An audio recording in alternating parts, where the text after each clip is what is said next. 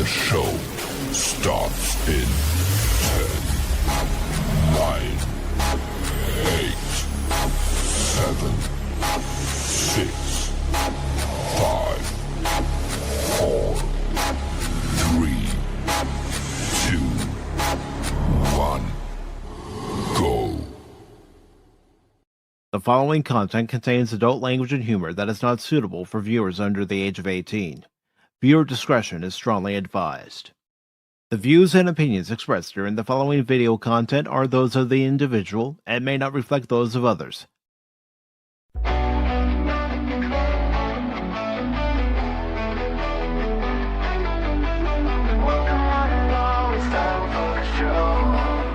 Pacific414 Pop Talk is here.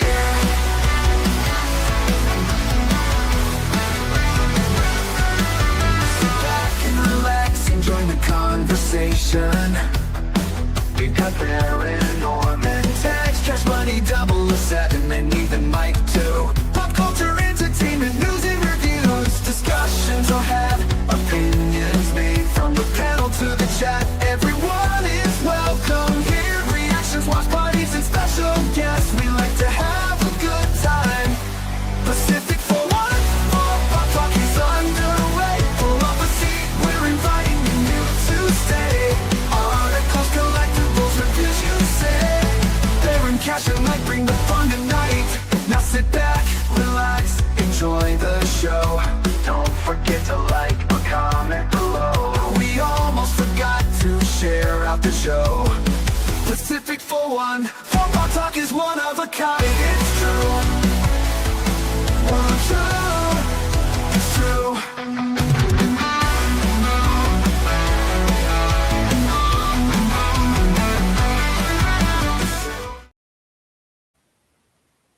Good morning, good afternoon, good evening, and welcome.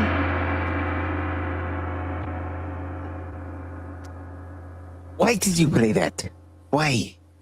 Because why did you play the show needs to start with a gong. The show should start with a gong. You know that. No. It's impressive. I didn't tell you before we went live, but I have some special music for tonight. Uh-oh. Good job, Baron. Mm. Okay. Uh, I'm trying to just bring some light.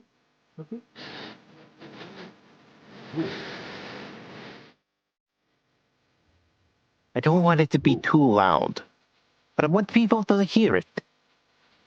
Now, just to let you know, you might have to remove it after the stream. Yeah. I'm not But, that nice anyways. but tonight, this Centauri invites everybody to watch a great movie from a great show from its own creator.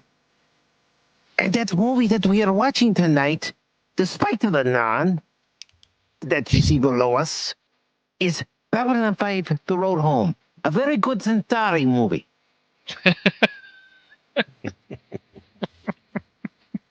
Everybody on the Centauri homeworld knows how good it is.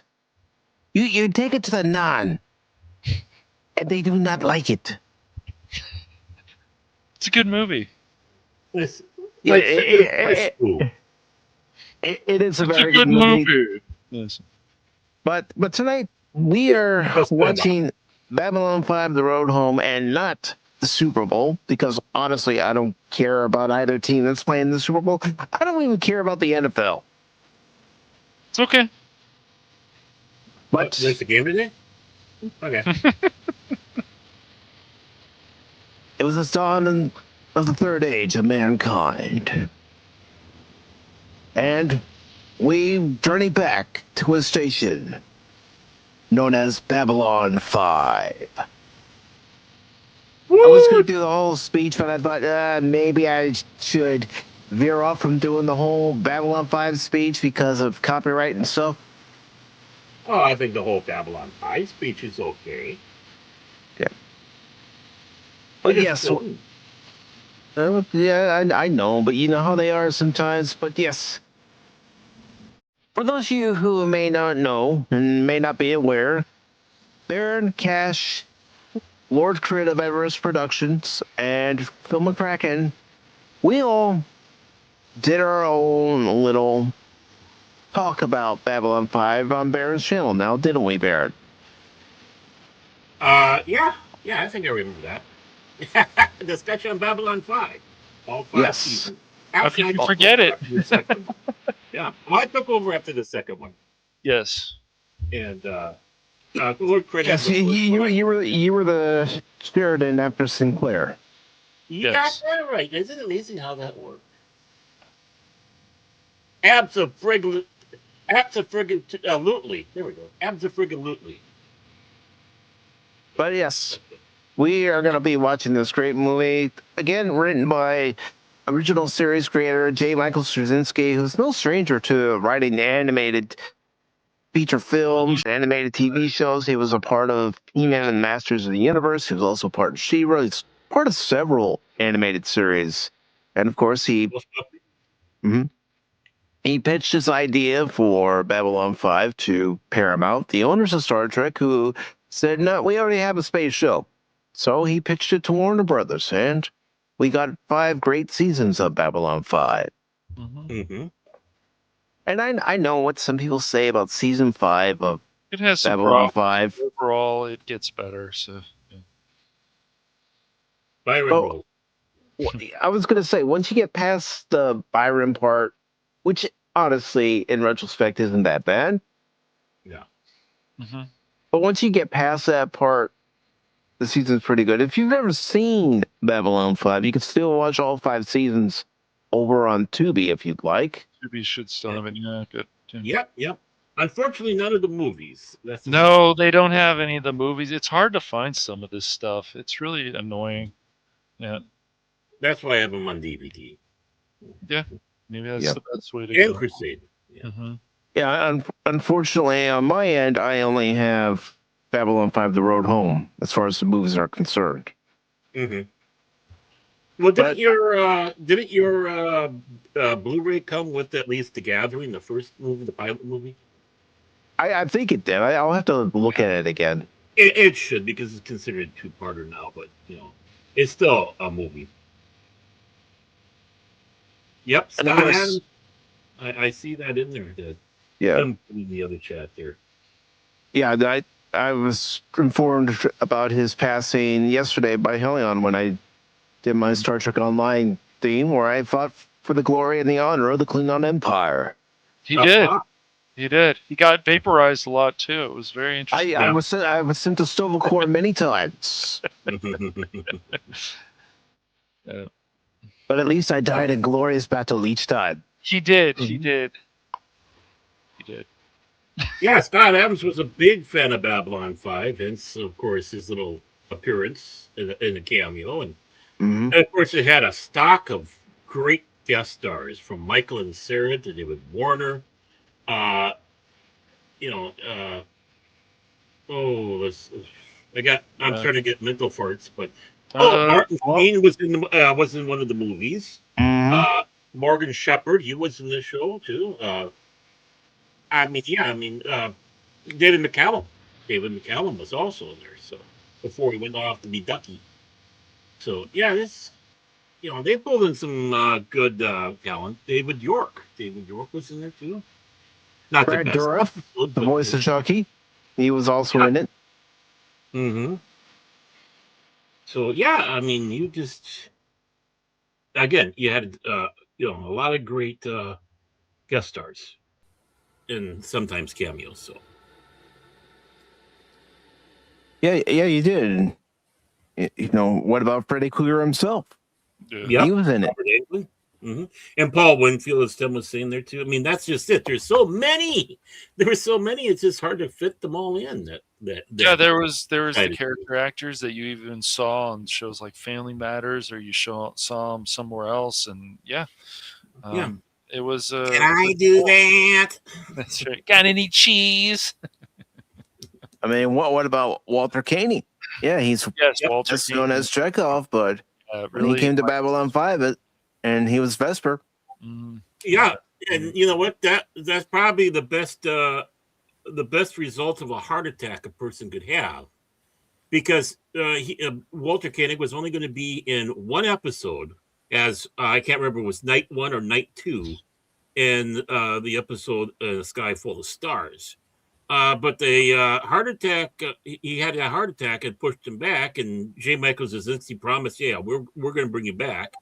And he came back as Bester, and he got a better part. And he got, of course, more mileage out of it. So He did. And yeah. let's not forget that the first lady of Star Trek herself, Majel Barrett, also guest starred on Babylon 5. Oh, which irritated Paramount to no nth degree. Malachi. What do you mean you're on the enemy Betraying show? us? Yep. This is the enemy show, yeah. Well, and that's how they viewed it over there. That's how they viewed it. But Malachi Throne was on there. I got a mail block on a great Jewish actor, if I would have Richmond, not Topol, but he did play it in Worf's father. Worf's father. Oh, that's right. He was. Yeah. The actor who played Mr. Roshenko. Yeah. And he played a rabbi in there after Ivanova's father passed. And he was going to go sit Shiva with her. So, yes. Yeah, and that's the other thing, too, is you notice we're also starting to list different faiths and stuff like that. I mean, if there is a one that incorporated real world into world building, this show was great. One of the best space operas on television ever.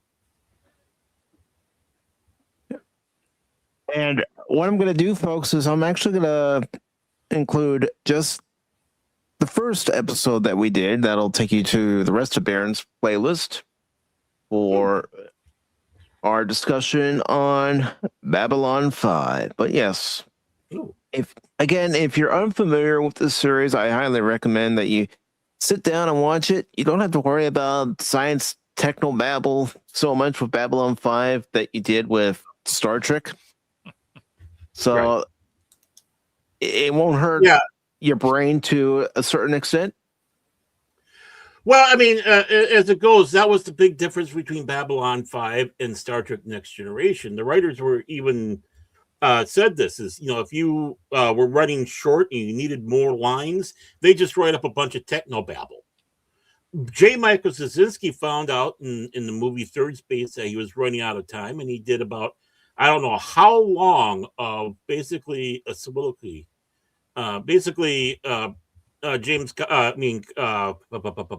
Zach professing his love to Leela. Lita. Yeah. My brain is, and the over trouble is she's possessed at that time. He doesn't know it. And he spends this, basically, it's just him. And he nails it on one time. But he writes this long thing of him professing his love. That was kind of the difference between Star Trek and Babylon 5. It's like, if we got to fill it with something, let's fill it with something with meaning.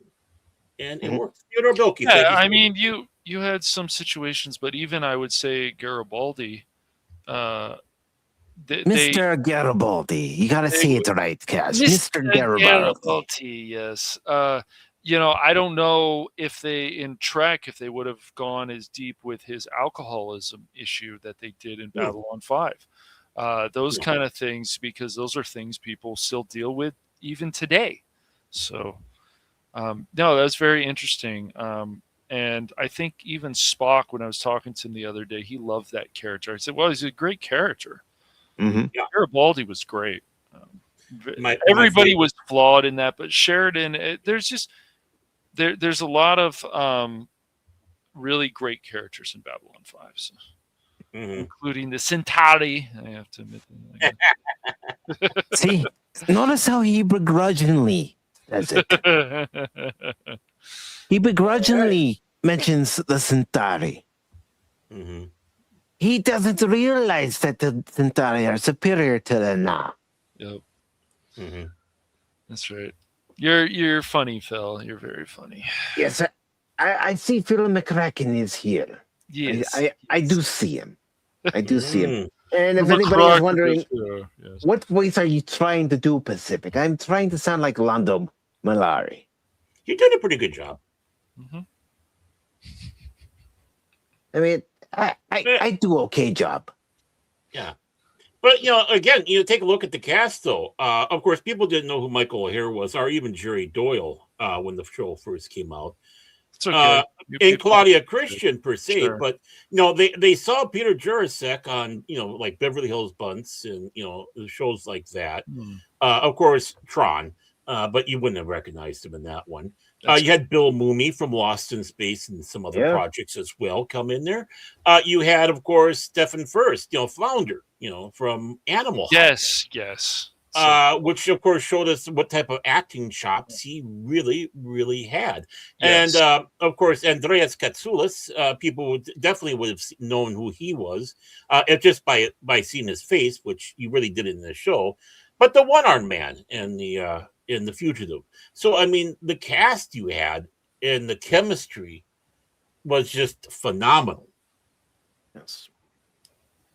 Phenomenal. Absolutely. I mean, even when you had Sinclair leave and you had Sheridan come in, you went from one great actor to another. Yeah, a more recognizable one, Bruce Potts. Sinclair had it, certainly. Yeah, I would still agree with Phil, though, that Sheridan just certain things about him just felt stronger. I think the show just took on a whole new level with Sheridan, but I didn't hate Sinclair. I still thought Sinclair was good as a captain. I feel like he's somebody you can respect still. And I would have loved to have seen where Sinclair would have gone if he would have stayed. But I mean, how things worked out, I think it gave Sinclair, the character, a much better story arc. Yes, absolutely.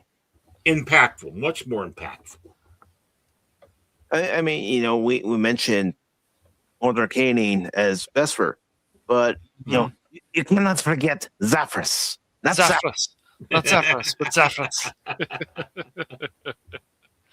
A great character. But before we do start the watch party, and again, the KOSMI link is pinned to the chat on Rumble, on Baron Orman Tax Fandom Legacy, and Pacific414. Before we begin, tonight's show is dedicated to these folks.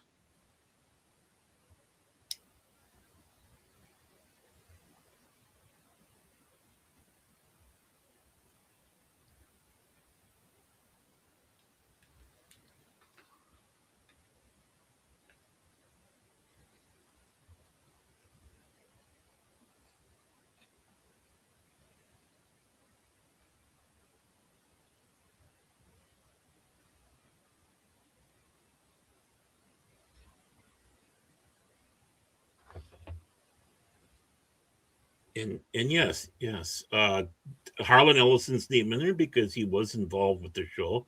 You're bringing up, of course, Zathras.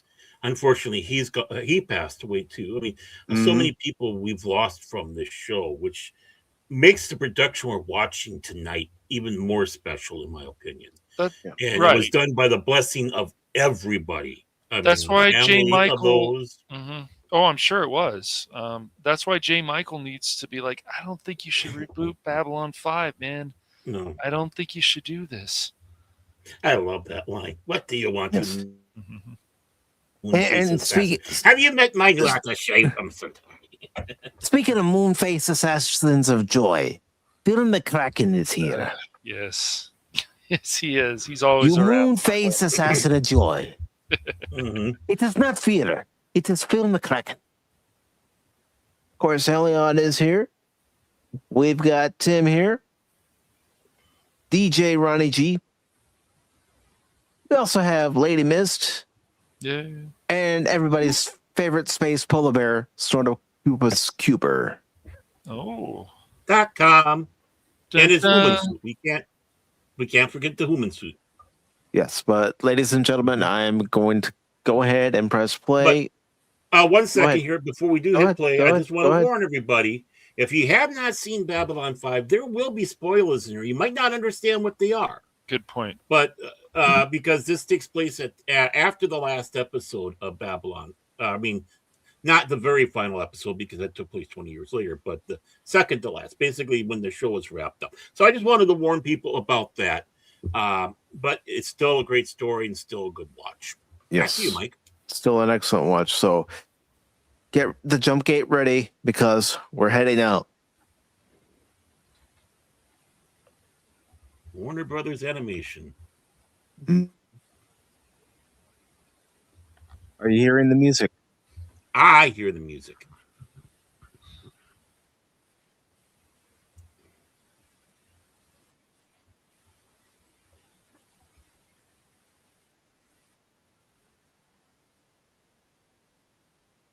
And I've always loved the fighter designs. Yeah. Well, that's just it. Of a new age. So They wanted to make it as scientifically accurate as possible. That NASA did come to JMS and ask, "You wouldn't mind if we took this design for ourselves, for future endeavors, for something to be in space?" Mm-hmm. And of course, JMS said, "No, no problem."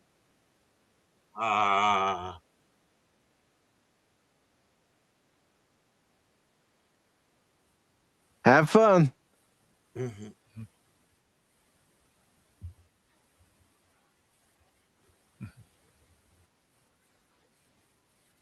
But yeah, I did invite Phil and Crit to join us. And Mhm. if they ever want to pop in, they've got the link. Mhm. and this is good animation too, so Mhm. Mhm. that as well.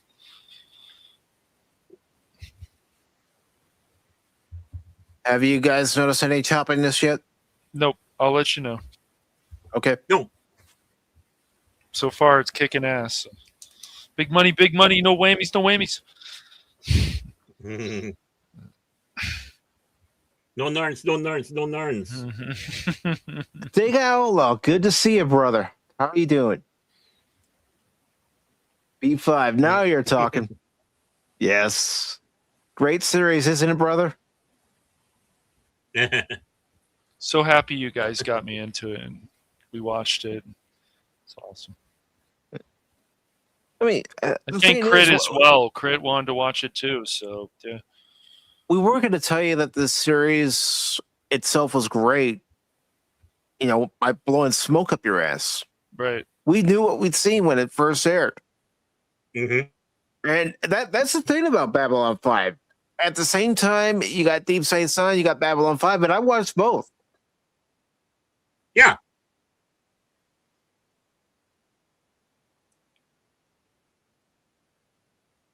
Cash, was that your excited voice? White Star. Cash is never excited. No, it's not that. It's just something else. Oh no, I do get excited about stuff, Baron. That's Yeah. Don't start lying to yourself. Here, let me give you guys full screen. Hmm.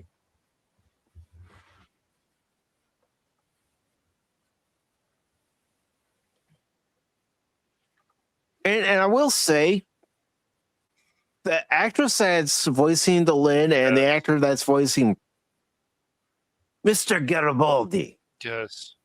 they do so well at getting close to Mira Furlan and Jerry Doyle. Yeah, I'm sure Jay Michael talked to them a lot about that too. I'm sure. I want you guys to see if you can get as close as you can. People that really care about this, about their craft especially, will do the best job they possibly can. Yeah, Crusade's one series I don't have in my collection of Tagge, and I need to get it in my collection at some point.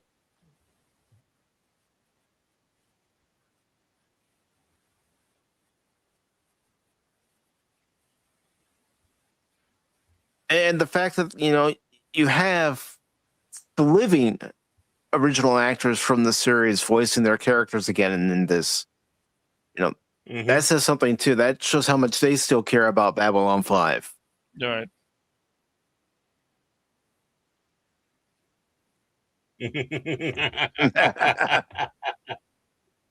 Yeah.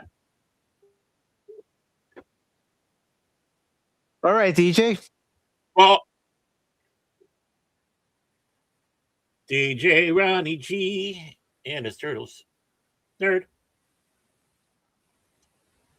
And Tagge, if you'd like to watch this with us, No, if you're not already, the KOSMI link is pinned to the top of the chat, brother. All right, KOSMI, you're kicking ass so far. Just keep it going, man. Just keep it going. Don't jinx it. And of course, I think the one that did It's the still the best first job, inning, though, dude. is I know. It is. Go ahead, Baron. the best one though was it started.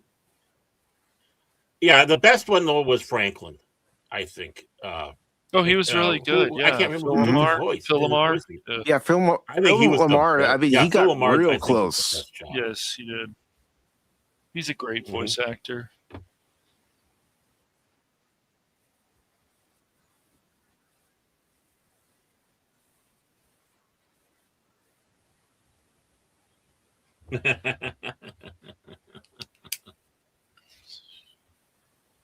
Got that hot, huh, brother? And as much as I like to make fun of media sites like IGN and stuff, they still like this. So I gotta say, well, then there's people there that still have some taste.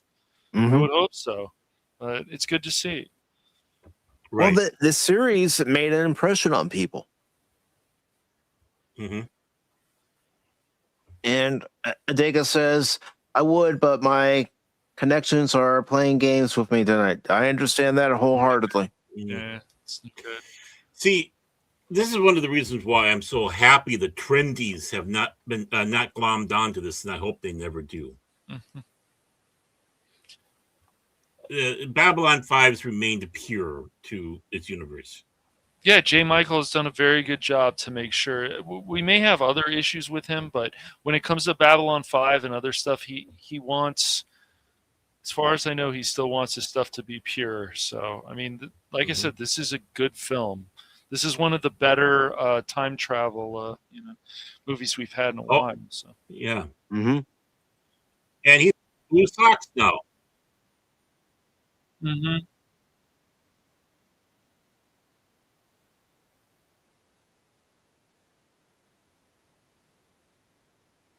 This is Mimbar. And it's not the first time we've actually seen it. We've seen interior sets from Mimbar, and And the outside, too. I mean, just beautiful work.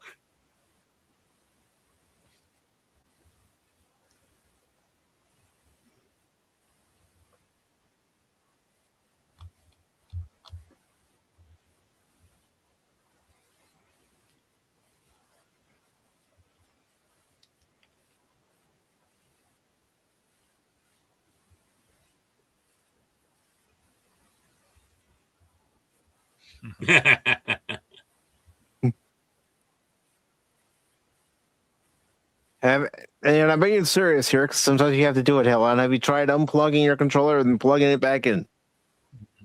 That does work.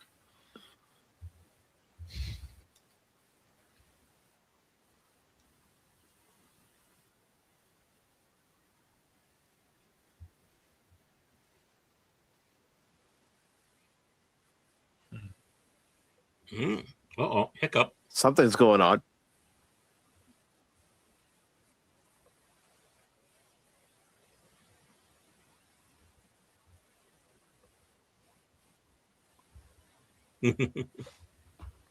What I really also like about Babylon 5 is a lot of the diplomacy that goes on.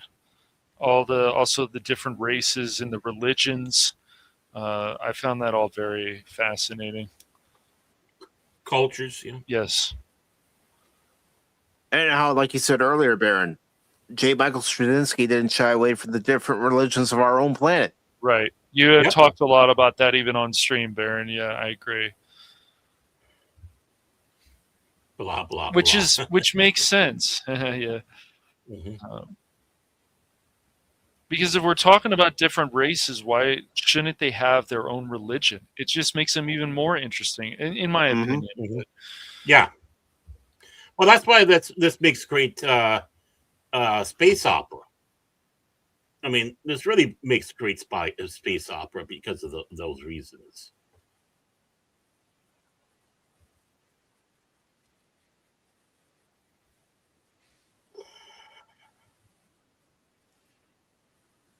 I mean, look at Asimov's foundation, the first 3 books, that is, and what he did there, as well as many other. I mean, Doc Smith with the Linsman, various stuff like that. They really got into the character and culturals, which in some ways, really, I think Star Trek fails a little bit at. I wish there was a little bit more done with that. That's why stuff like the Yesteryear and those episodes where Spock gets, Vulcans definitely. get explained more and such was so important. Yeah.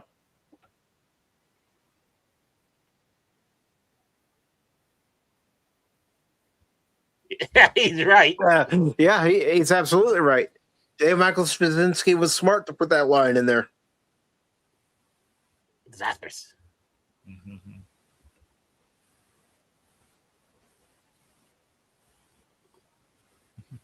Even the actor voicing Zafford is doing a good job. Mm-hmm.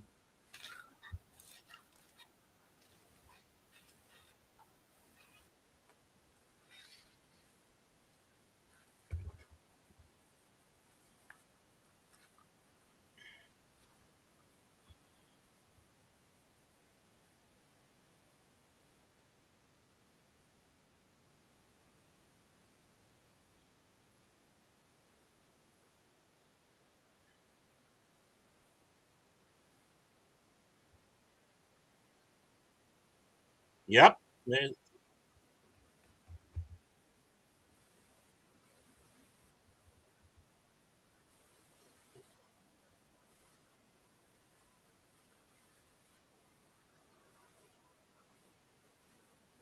Nobody listens. No one listens to Zaffis. Yep.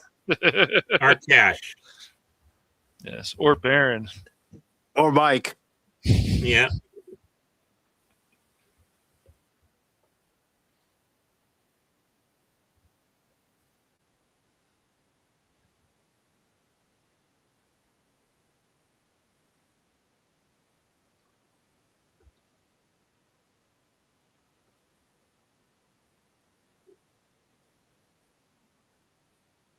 Yeah. Didn't think so. And even has that dry humor. Mm-hmm. That was known throughout the series. Yep. Something explodes and she immediately thinks, John. When did my husband blow up again? Think about the predicaments that Sheridan has found himself in. Yep. I mean, he died at Zaha Doom. Yes. Yep. Jump. Jump. Jump.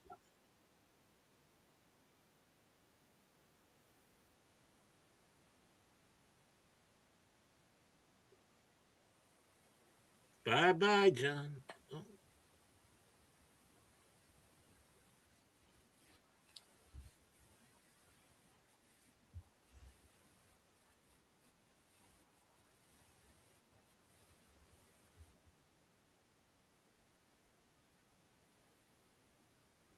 Mm.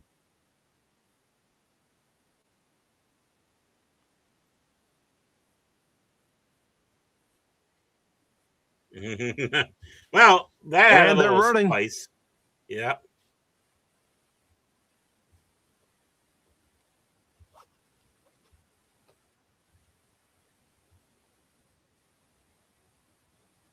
Hi.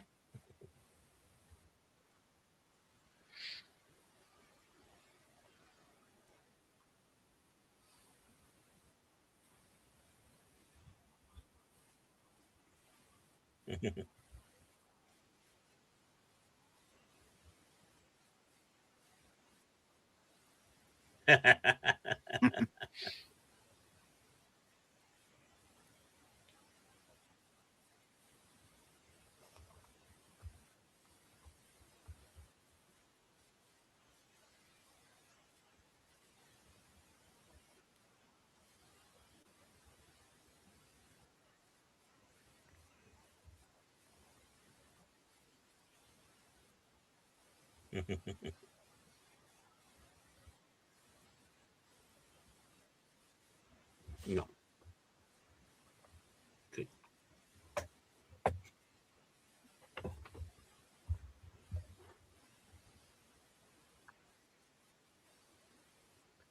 It's Earth. Yes, it is. With flying cars. Geez, I hope by then we have them.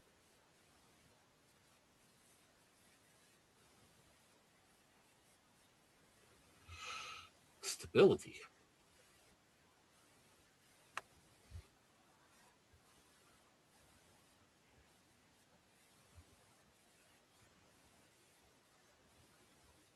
Still holding up for you guys? Yes. Yes. Doing very well. Not a clue. Yeah. Sliders? No. That was a good series. Yes.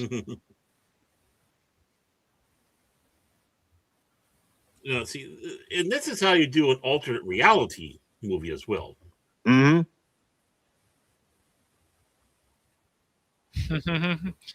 Well, Zathras is a handful. He's a lot to deal with. Yes. Mm-hmm. But you mean Zathras, not Zathras. Zathras. Zathras. Yeah. Different Zathras. Our Zathras. Our Zathras.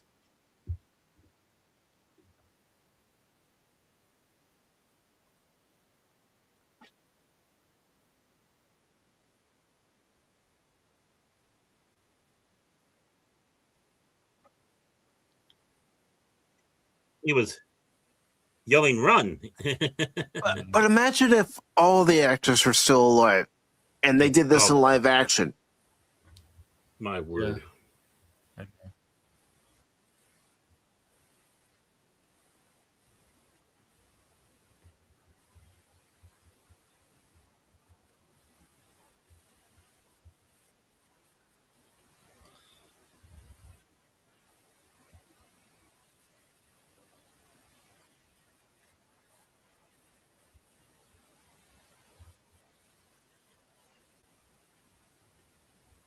Hmm.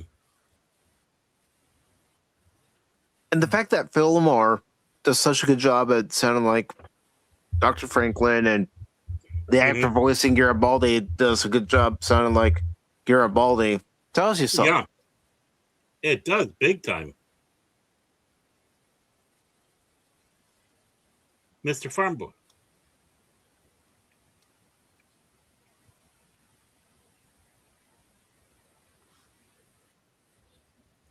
Who was originally played by Rance Howard, Ron Howard's father.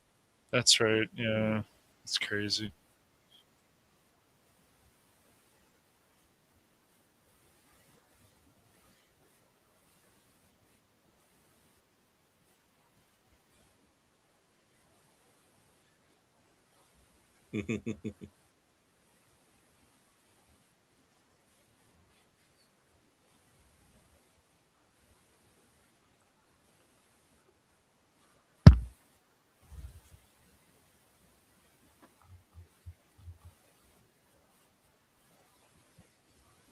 Mhm.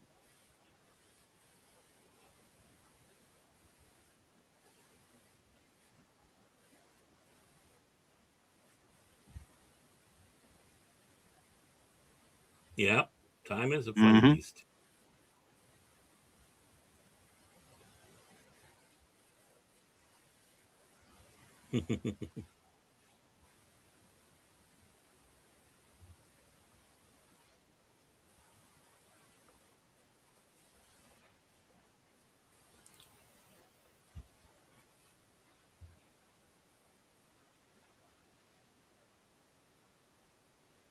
It always will if you're lost and you start to panic.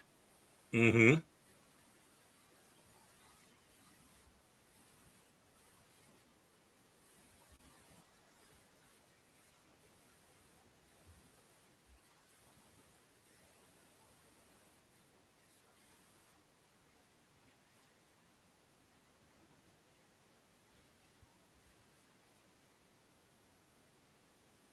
And voila.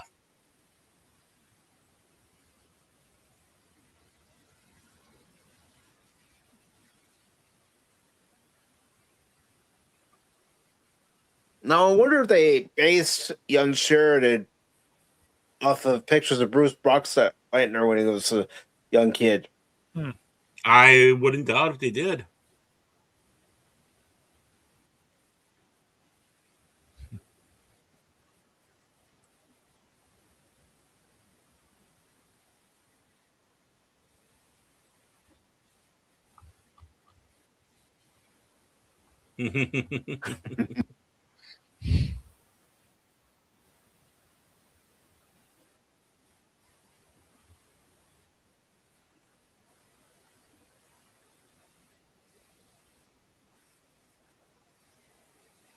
He's supposed.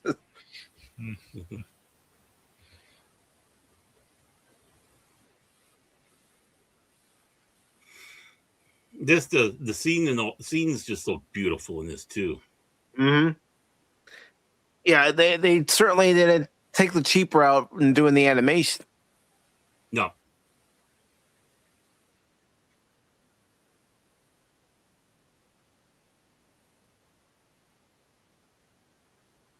Gonna get you. Gonna get you. Kathleen's gonna get you. It's gonna get you. Forget Children of the Corn. Yeah. It's energy of the tachyons in the corn.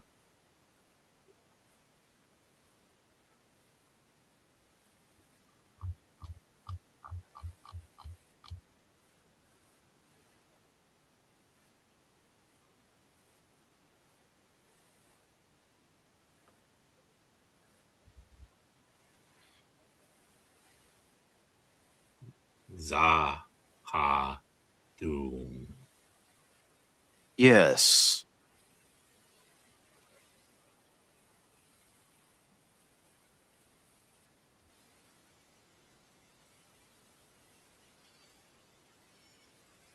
Where's his traitorous wife Anna?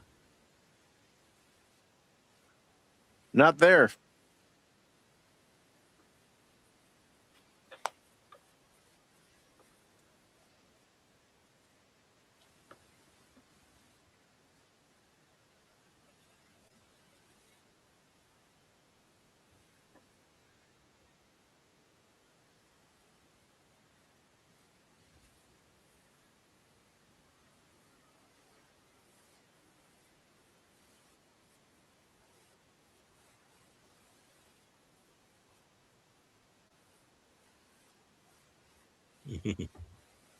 That was nice of them.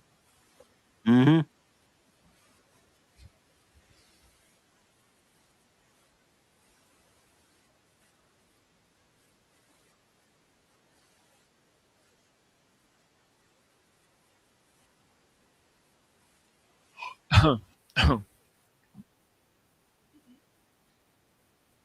Anything.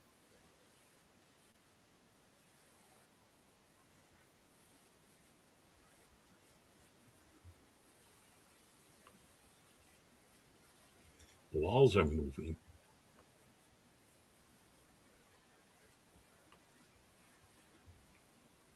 Uh-oh.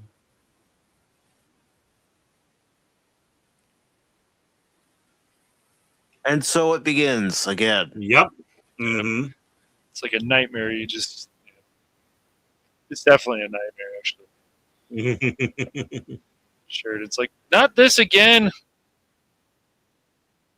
Well, I mean, he wasn't there the first time, but now he's experiencing Right, right. But he's experiencing it. Yeah. But he still knows from the past. He knows So from here his own comes- experience. It's amazing how fast they build those new casinos in Las Vegas. Yeah. As soon as they got the permit, they started building.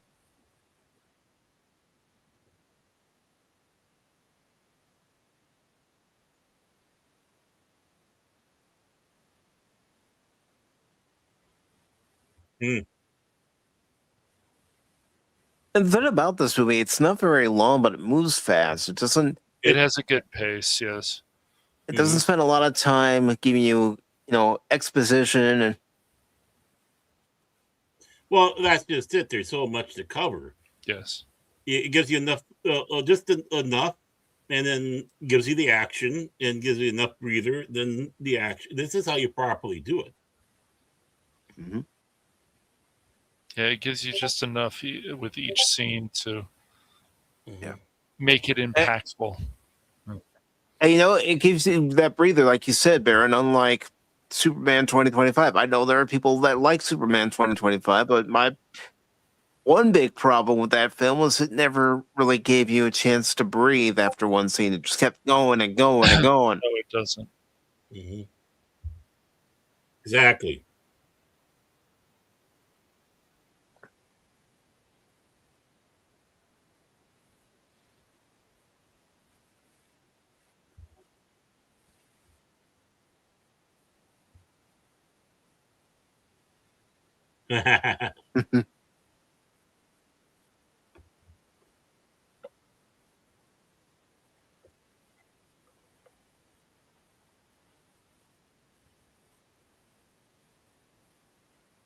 Ivanova. Come on, you gotta crush on Ivanova. Claudia Christian. Oh, hell yeah. Oh, yeah. Mm.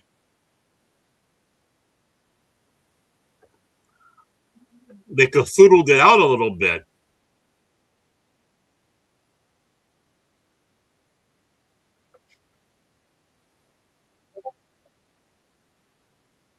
But this gives you a glimpse of how Sinclair would have handled it. Mm-hmm. Oh, I've seen the launch.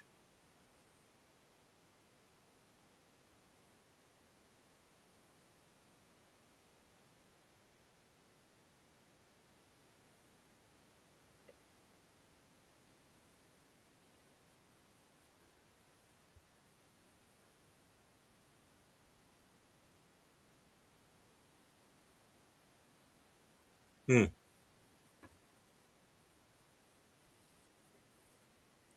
Yeah, because they're shadows. I would love to have an official Babylon 5 game where you get to actually do something like this. Oh, yeah. I mean, there's got to be probably still a market for this stuff. So Well, they did try to put one out, and I think Yeah. there is one out there off the one they intended to make and sell. I just don't know where it is. But yeah, there was going to be a Babylon 5 Starfighter.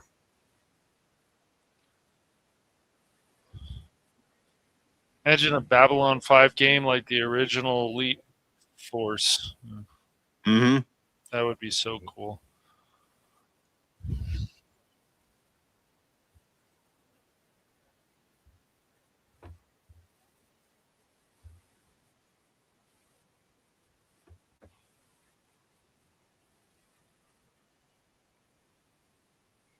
Yes, Susan.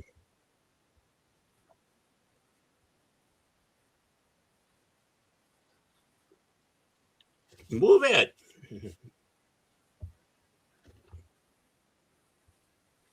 That's Ivanova. Yeah, the fact that you made her see it twice, that's surprising. But see, with a character like Ivanova, I'd follow her into battle.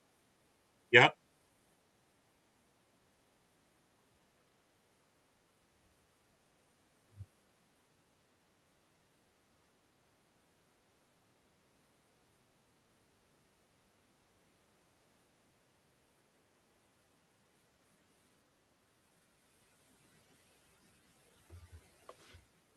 And they remembered that Garibaldi was left-handed.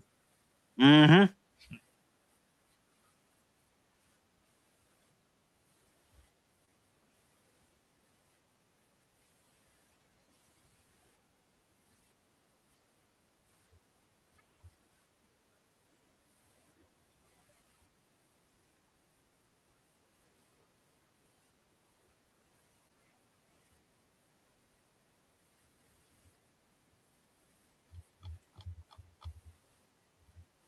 Yeah.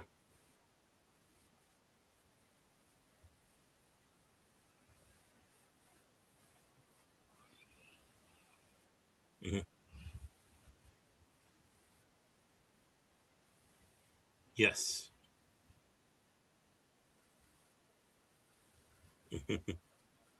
And of course,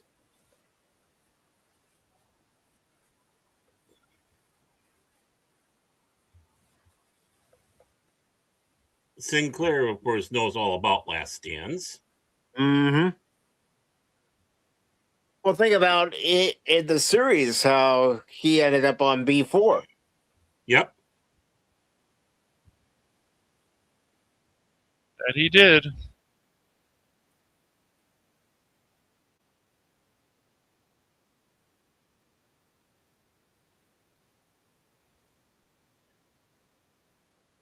All right, hypothetical: Babylon 5 versus DS9. Who wins?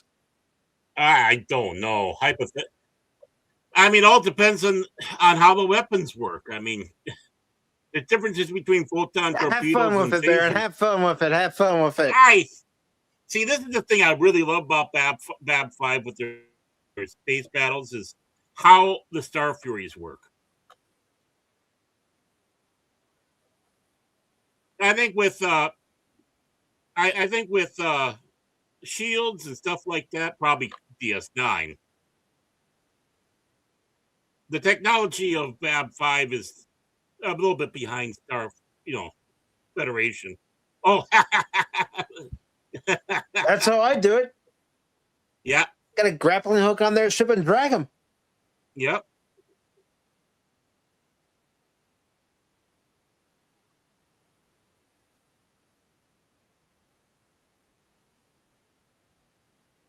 Well, let me put it to you this way, Baron. Say DS9 wasn't able to raise its shields right away. Do you think Babylon 5 could cause significant damage to the station? Repeat that a little bit. Was the explosions kind of? What was the question? I said, say Babylon 5, not Babylon 5, but DS9 wasn't able to get its shields up right away. Do you think Babylon 5 could do significant B5. enough damage? B5. B5 is more armed. It's more made for than Terok Nor because that's a mining station. Yep.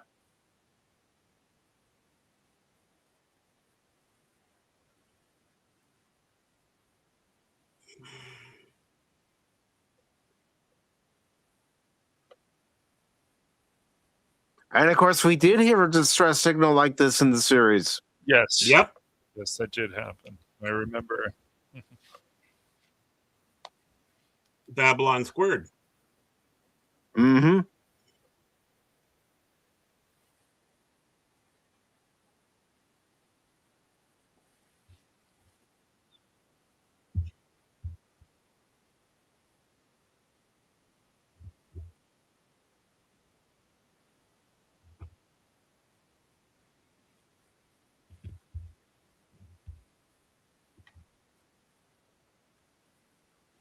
Mm-hmm.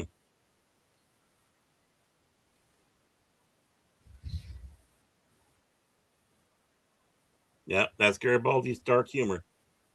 Mm-hmm.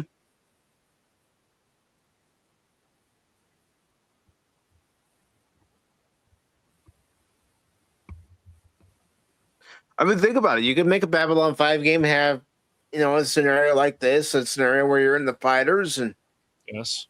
You're on the station and all kinds of you're stuff. on the White You're on Star. the planet. Mm-hmm. Well, you could make it like a battle. Mm-hmm. No, you can make it a first person, like I said, just like Elite Force, but they don't want to do this stuff. So it'd be nice if they asked the fans, "What do you guys actually think? You want a Babylon 5 game like this?" Mm-hmm.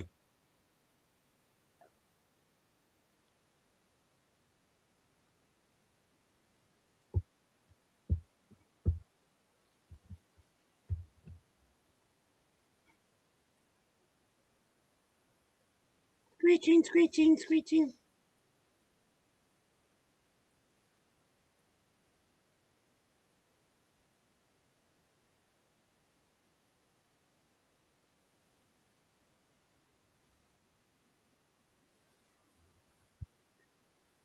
I don't know. I think the Shadow would be worse than a Xenomorph. Yeah. Yeah. They're both Well, quite it's awful. a million years old, older species. They're both awful. So. Shadows are much more intelligent. Yes. True. And have all that neat technology. But then again, the xenomorphs aren't idiots. So. Oh no, I'm not saying they're not idiots.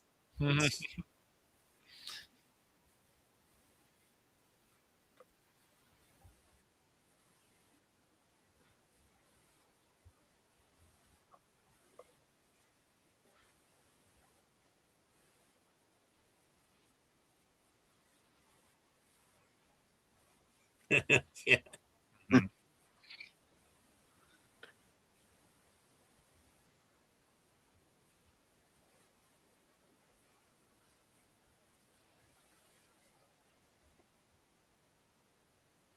Again, I'm only asking Just because like a of how game, it's been like in. an MMO. Yep. But I'm only asking this only because of what's happened in the past using KOSMI. Any stuttering, any choppiness? Nope, not yet.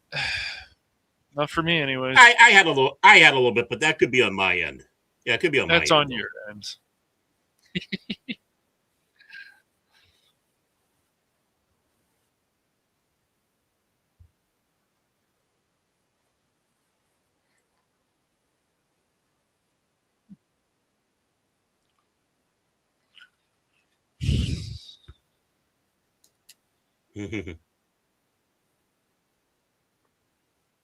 One.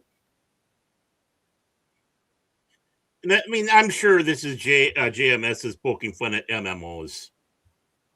It probably is. Could be. Yeah, that's possible.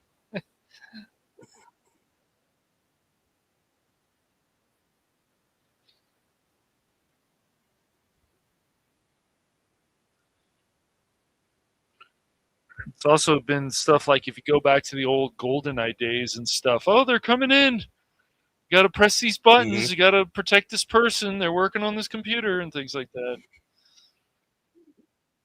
Yeah, well, think of the think about all the stuff we sometimes do in Dark Tide. Yeah.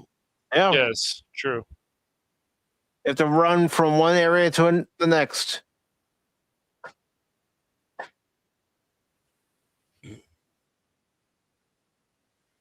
Mhm.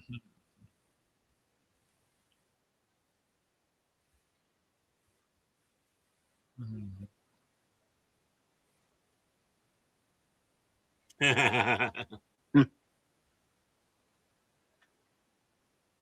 I did like Lita in the series. Yeah, I did too. Yeah, she's something. Redhead. She can certainly be a cold hard bitch, that's for sure. But other times, I mean, you can understand, especially how she felt about Byron and stuff in season 5. Mhm. Yeah. The final season.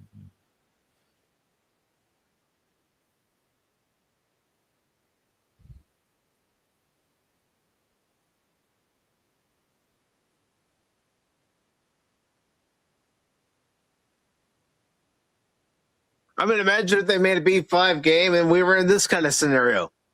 It'd be fun. Yep. Maybe have a multiplayer option, all that stuff. Yeah, Yeah. great. Yeah, yes, folks. I'm pretty much saying I want a Babylon 5 game. Me too.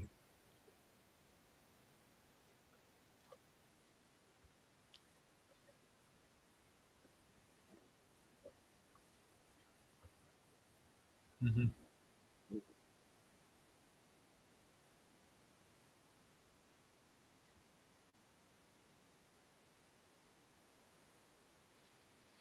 One of the other things I really liked about Babylon 5 is the back and forth between Londo and Jakar.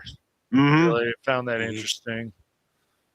Their feelings, especially how they felt about one conquering the other, it was very interesting. And then how it played out and what was going to happen to him later. I don't want to spoil everything.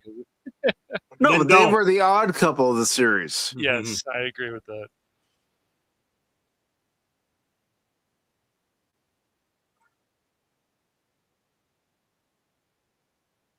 There we go. One of the many destructions of Babylon 5 we saw.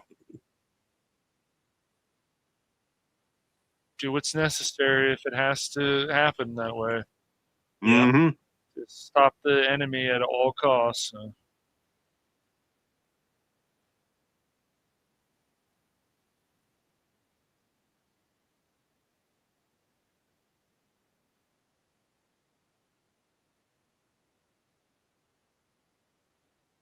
mean, especially when you have vessels unable to jump. Exactly.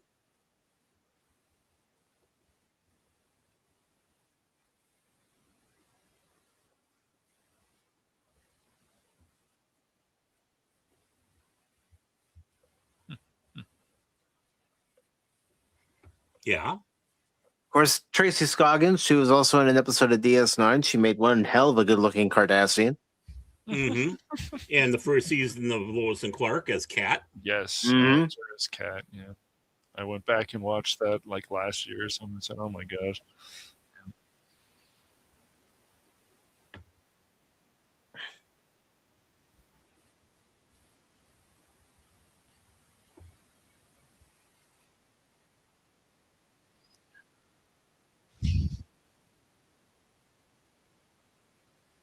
And there we go with the shuttle.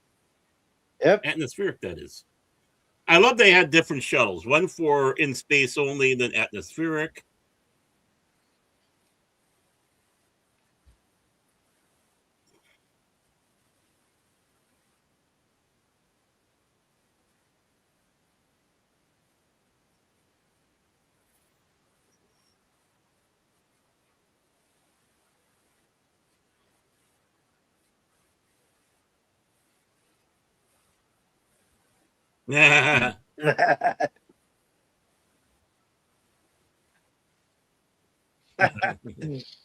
Little bits of humor.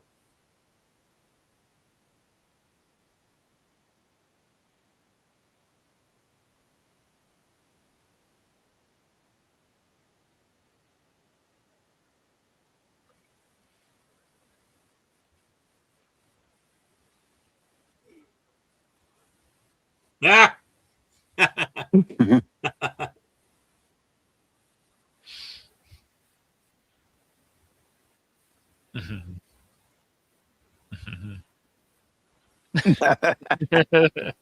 Uh, You've got to be a fan of the series to appreciate Yes. that. Mhm.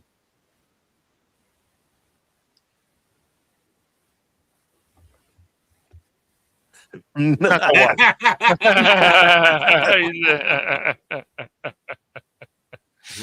Told you.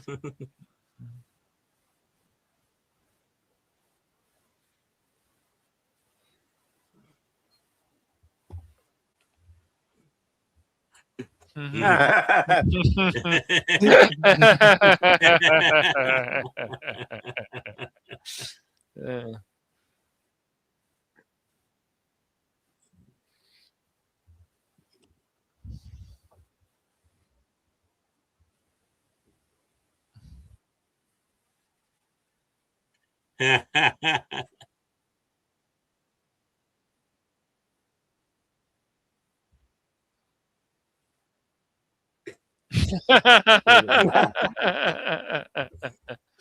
Yep.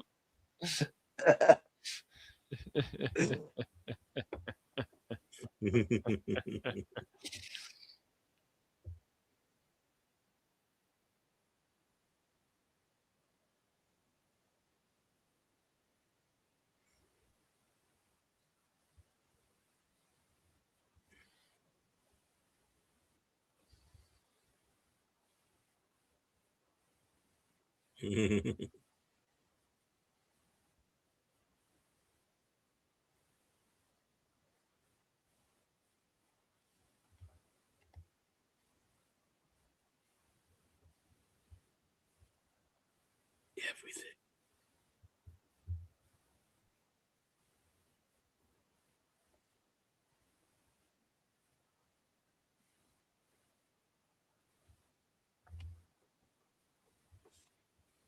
It turns into a particle.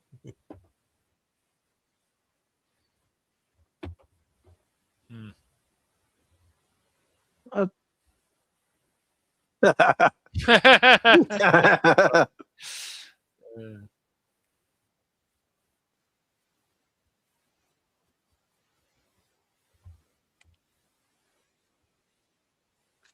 but see, Mhm. even J. Michael Straczynski put in humor that worked. Yeah.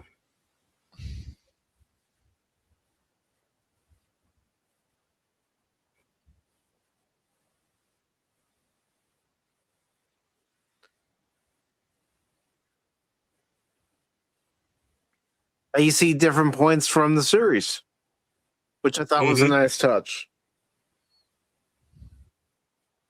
Mm.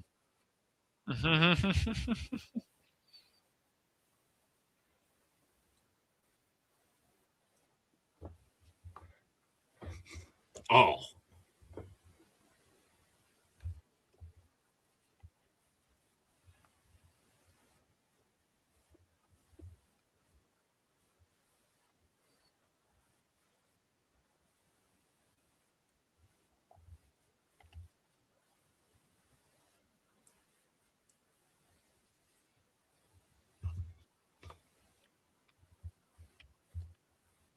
Mhm.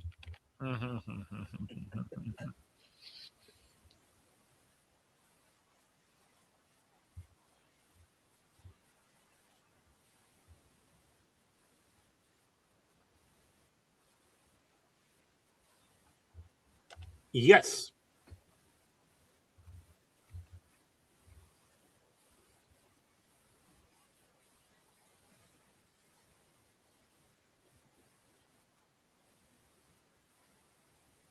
Home.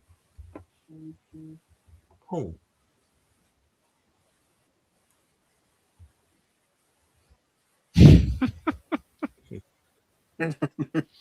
Pocket lint. Well, it's better than Billy Button lint. Yeah. Yes, that's true, but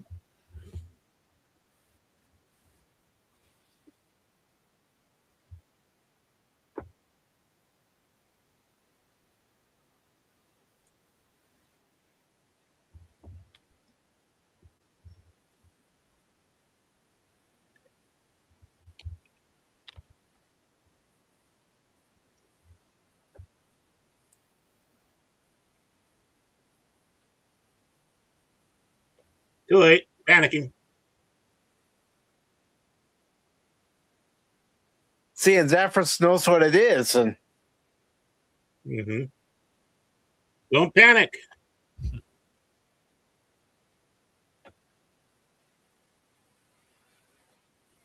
No one listens to Zathras.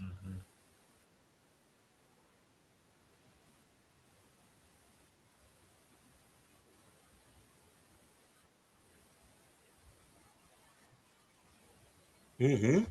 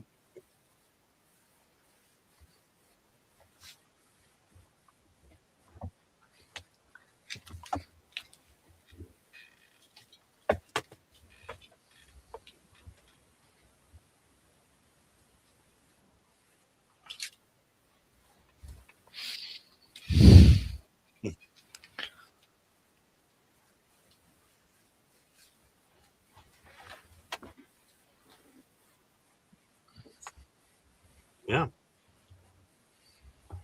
Roaming aliens.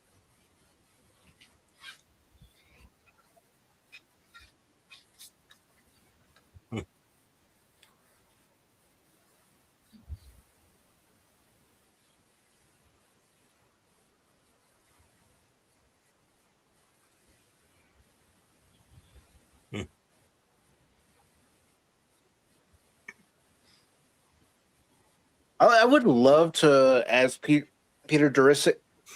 No, how fun was it to get back into character again when he's recording his lines for this? Mm-hmm.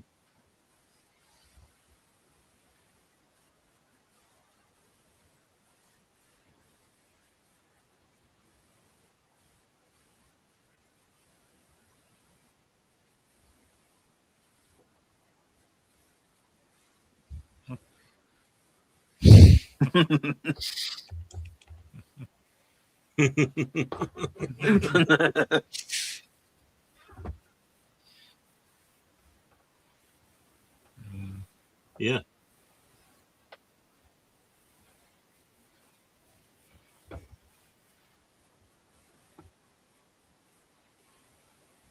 Hmm.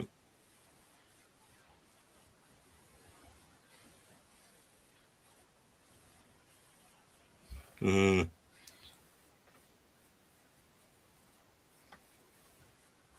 Yeah.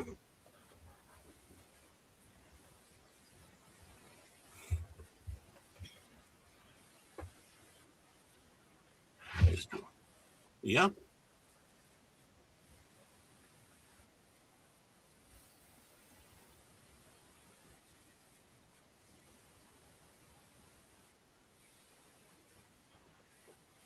Mm-hmm.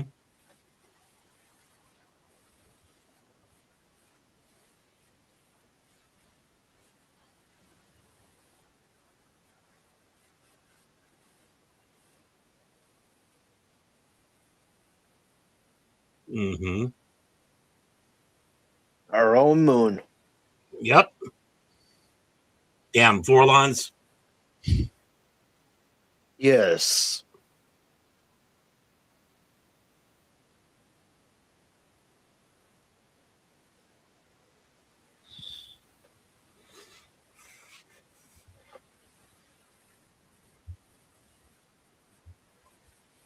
Mm-hmm.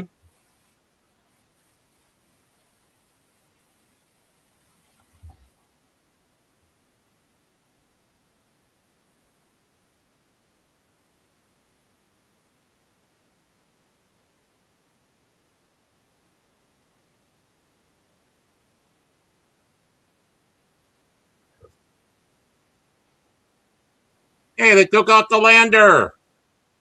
Yeah, they did. Bastards. And Moonball in the corner pocket.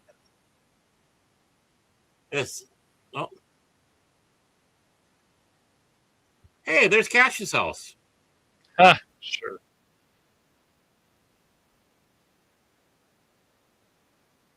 But you know, they're also smart in showing this animation too. As the moon's moving closer to Earth, the tides would change. Yep.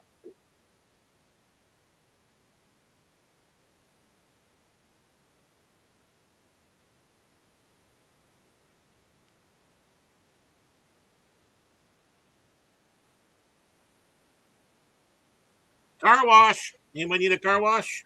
Surfs up, dudes! Cowabunga!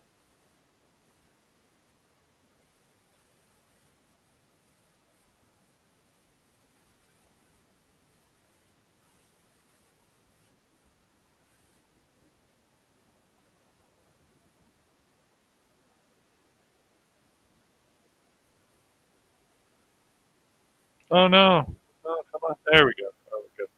That's the first pause. Okay. That's okay. But not as bad as other times. No. Nope. Nope.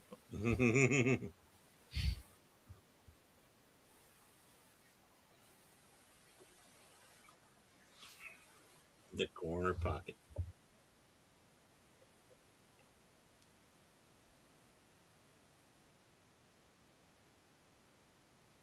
That's it. Take out Chicago. And Minnesota. Yeah, they can have it. And several other states. And now the entire world. Well, there goes that Indian scam call. Who needs the Death Star when you can use a planet's own moon against them? Mm-hmm. Hey, I like that planet. I got my stuff there.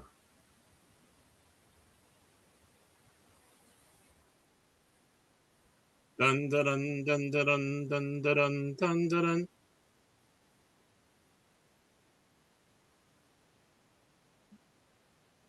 You know, this is where Sheridan needs a telephone booth Yes, or a definitely. police box or DeLorean. You should have gone with DeLorean.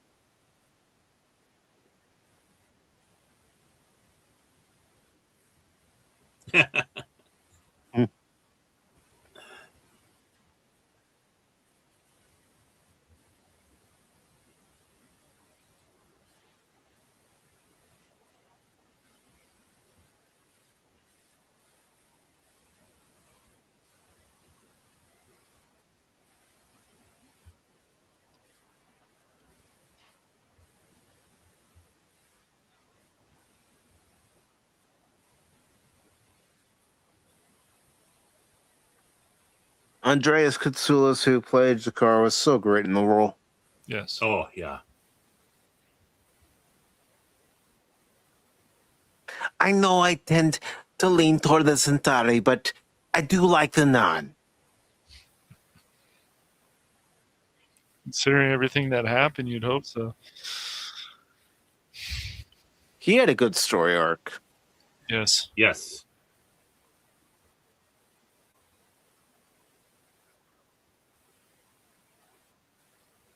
His feeling about the Centauri because of everything that happened. Even he saw after a while that Londo actually needed help. And there were even times, if I remember, it's been a while since I watched the show, but that Londo would beg Jakar, say, I really need your help. And I can't do this without you. And that was really a... Yeah, but it wasn't easy for Londo to admit No. that. No, it wasn't. Mm-mm.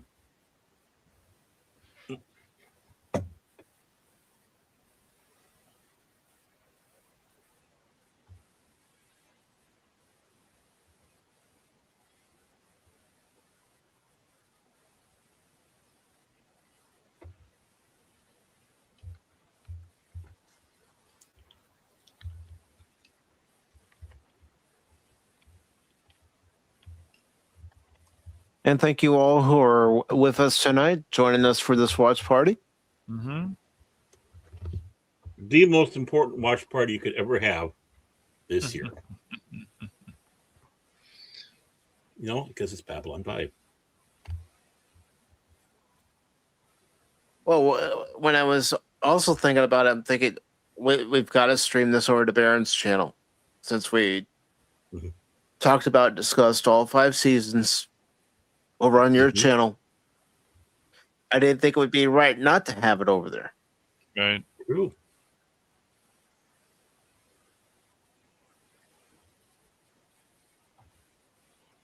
So that's why I sent you that message the other day saying I'm going to schedule it over on your channel too. Yep. And I had no problem.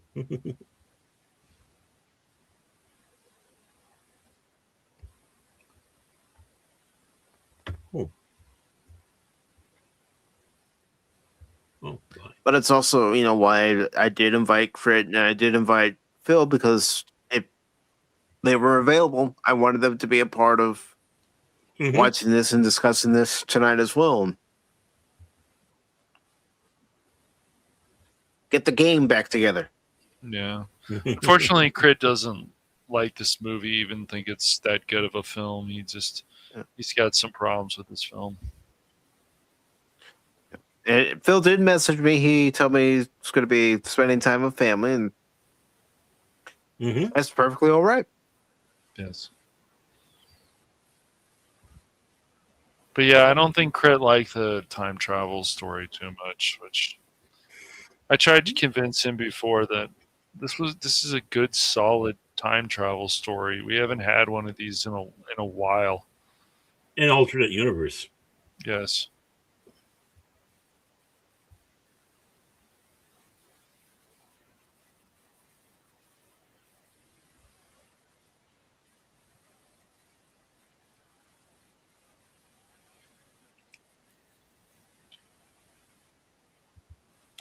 But imagine if Andreas Katsoulis was saying these lines.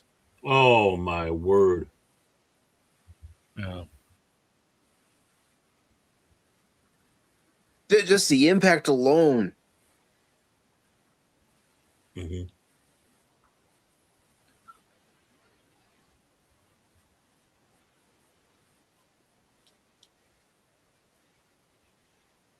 Of mortality.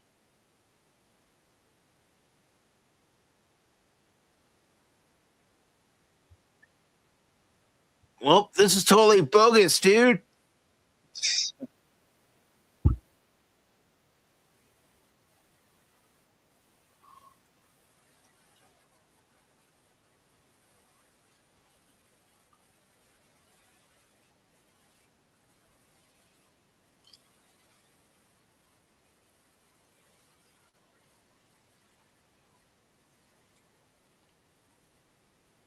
Takmara?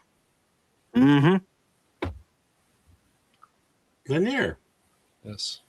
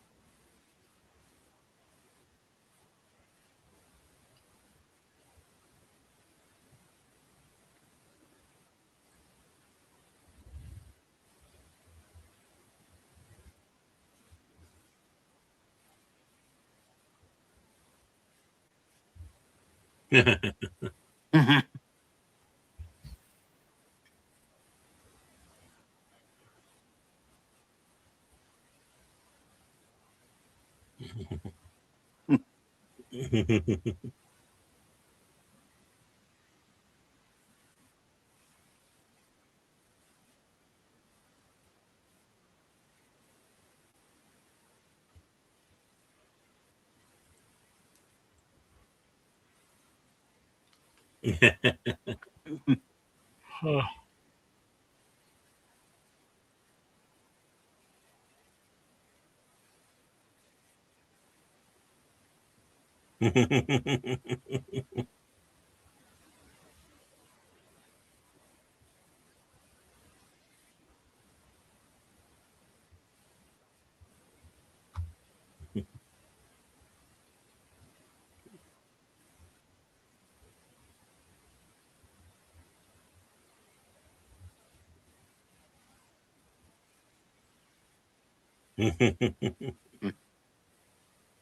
Like staring into a mirror.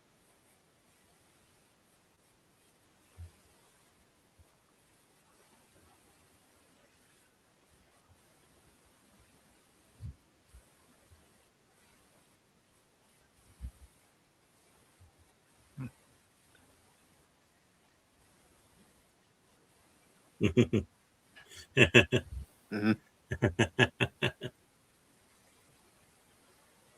It's Babylon 5. You can just about believe anything.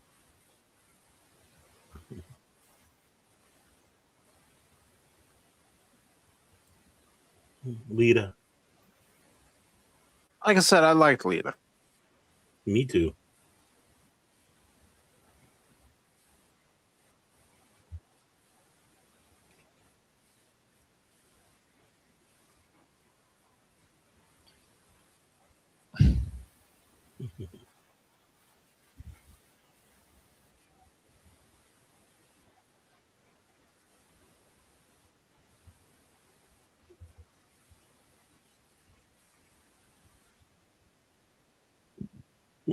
Mm-hmm.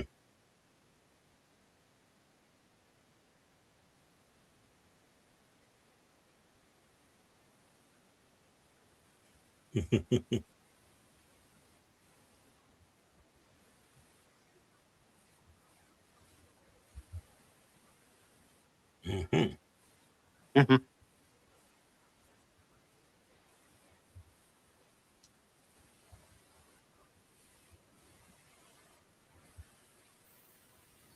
Mm-hmm.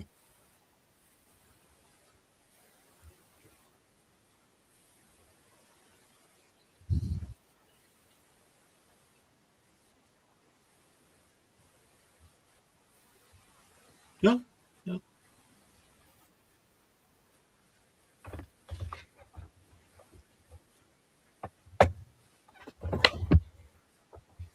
Mm-hmm.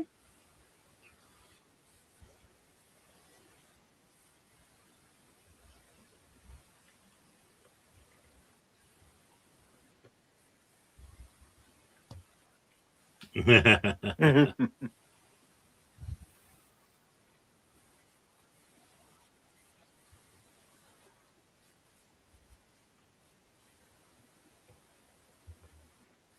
Yeah.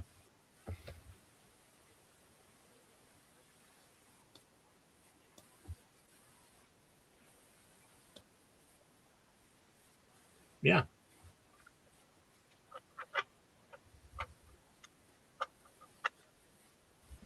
He does a good job. There's no doubt about it.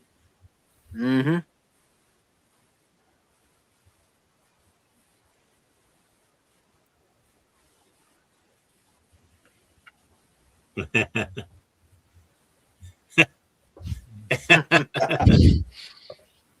See how everything ties together. No one listens to Sheridan.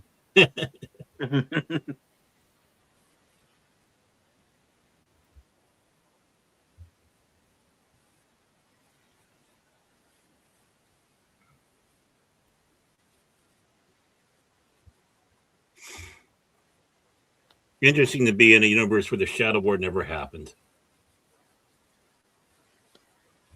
Maybe not at the time that our Sheridan experienced it, but who's to say it couldn't have happened at a later time? Oh yeah, it would have. It was just an early wake up call.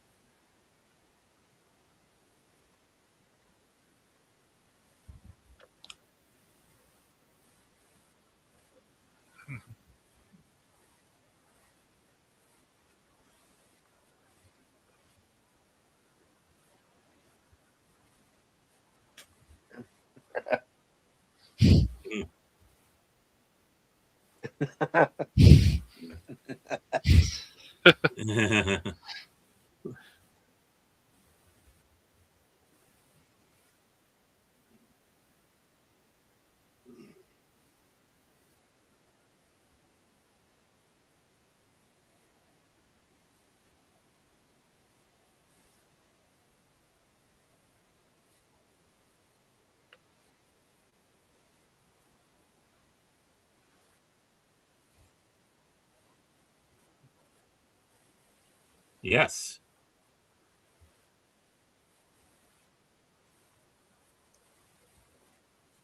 Mm-hmm. She. Mm-hmm.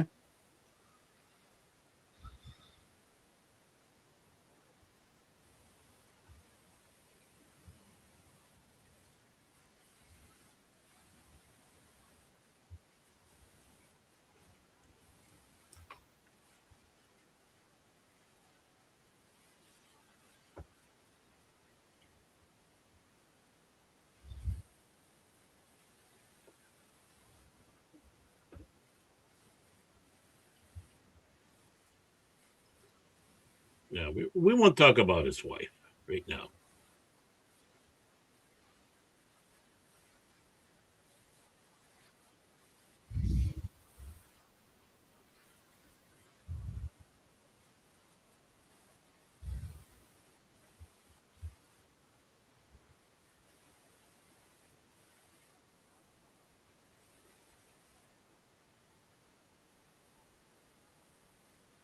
Not oh.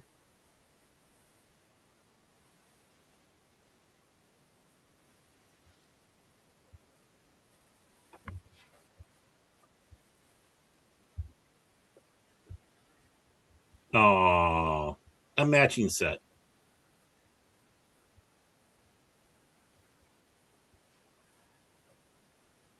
Hey, wait a moment. Where did that come from? I don't know. A great sci-fi movie that pays homage to another science fiction franchise. So they can say that, but not Lost in the Space. Okay, I see.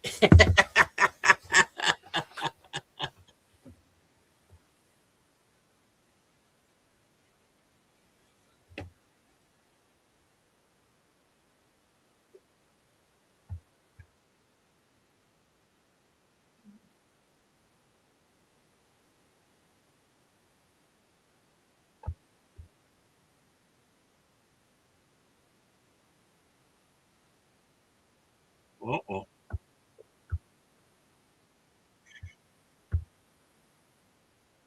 What's happened to Beverly Hills?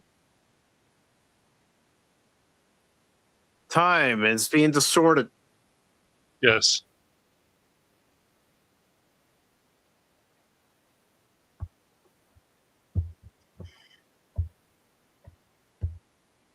No, this movie's making me want to go through the whole series again. Blast you all. Oh no, come on, KOSMI. All right. Nothing wrong with going through the series again. Oh. Yep.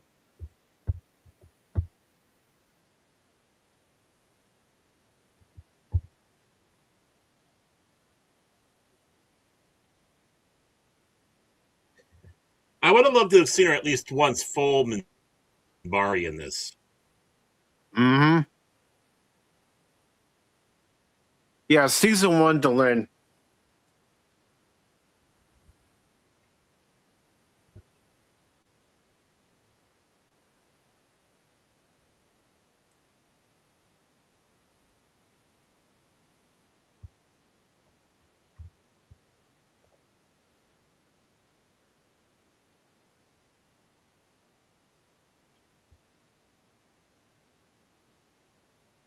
Come on, you can do it, John.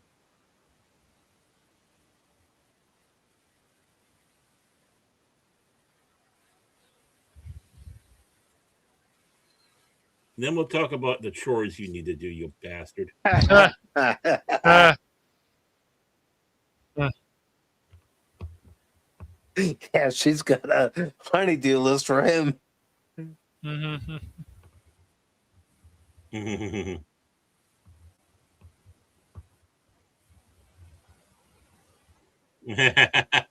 Or Zathras. Not Zathras, but Zathras. Yes. Or was that Zathras?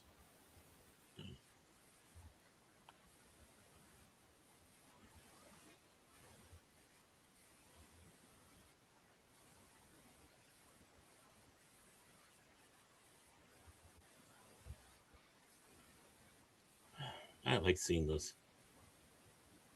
Oh, there she is. Yep. I miss her as the Fulman Bari. I wish they had kept this look for her. Mm-hmm.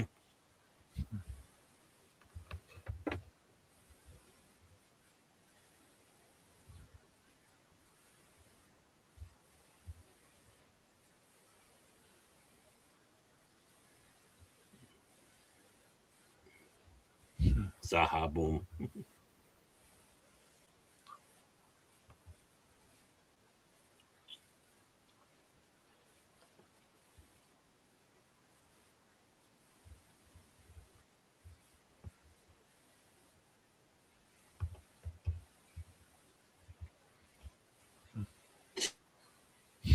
Jeez.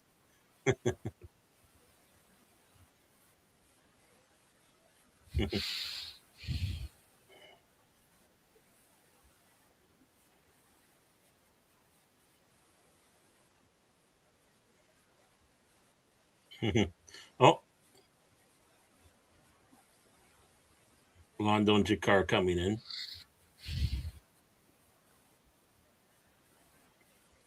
What's nice about this, it gives a really bigger full scope of Babylon 5. Yeah, it does. Spock. Spock. How are you doing, brother?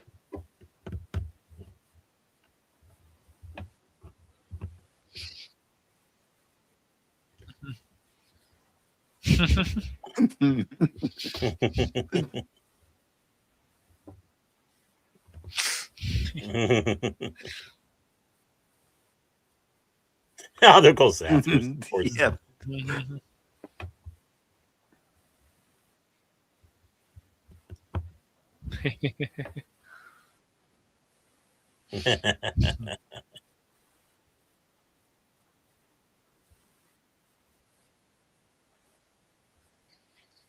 Yeah. Just that's Zathras.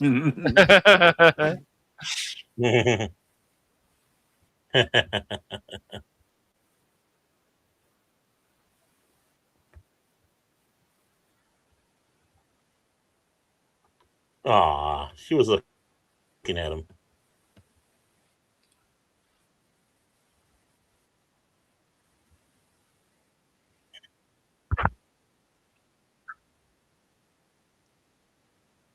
The alternate universe Babylon 5. Yes. But we're still getting the It'd be theme. interesting to dive. Yep. It'd be so interesting to see what adventure would happen in that universe. It's like, doggone, there's so many possibilities. Mhm. All right, KOSMI, not bad, dude. Not bad. Did a pretty dang good job. Who's this J. Michael Straczynski? I don't know. Some writer dude. Who's that guy, Now, man? I will admit, one character I wish we actually got some lines from was Veer. Yeah. Mm, That's Moonface Assassin of Joy. mhm. Yes, that would have been great. Would have been wonderful. Mm-hmm. All right, to everybody who watched on KOSMI, if this was your first time watching Babylon 5, The Road Home, what did you think of it? And of course, Farron and Cash, what are your thoughts? Oh, I need to watch it again. I mean, again, this is, if the whole J. Michael Straczynski tried very many times to keep this alive out there with, of course, the Crusade series, which TNT utterly effed up and canceled before it was even aired. He tried again with Legends of the Rangers on the Sci-Fi Channel. That didn't exactly take. It wasn't bad. It'd been interesting to see what happened. I think Crusade would have been probably even better than Babylon 5. That's how impressed I was with what I've seen of Crusade, and pissed off. And hearing how things were going to go with the show as it went along, it's like really pissed me off, because it's like, man, this is going to lead you down roads that you just don't know. And I can talk about that some other time. And of course, then he had that videotape, the straight to DVD Babylon 5. I don't know about 2 vignettes. I suppose I'll call them vignettes, and not quite movies or whatever. But yeah, one of which kind of tying in with Crusade, with Galen being in there with Sheridan. But if we were to walk out and say this is it for Babylon 5, this is a good way to say good night. Yeah. This is really a good way, because it showed you all the other little possibilities that were going on through the entire series. Again, watch the series and you'll catch on to what these all were. And for many of us wondering what the heck was going on, and we never got those answers for various reasons. But this ties up a lot of ends. And yeah, we need another one. But if we don't, this is our good night. And again, I'm going to pause it here. Yeah. And I think you know why. Yep. It's a little bit smaller than our list, but you don't have Ned, or you don't have Allison on there, but they do have Shote. I don't know how to pronounce his name, but who played Zathras. Not Zathras, but Zathras. And yes. Yeah, I remember when Jerry Doyle died. That hurt. That freaking hurt. And of course, Katsoulis as well. Andreas Katsoulis passing. It hurt. But yeah. Of course, Richard Biggs, and losing Dr. Franklin. Mira Furlan. I remember that. I remember that night of Pop Talk when we heard that she had passed away. That broke our hearts. Yeah. And of course, what a beautiful lady.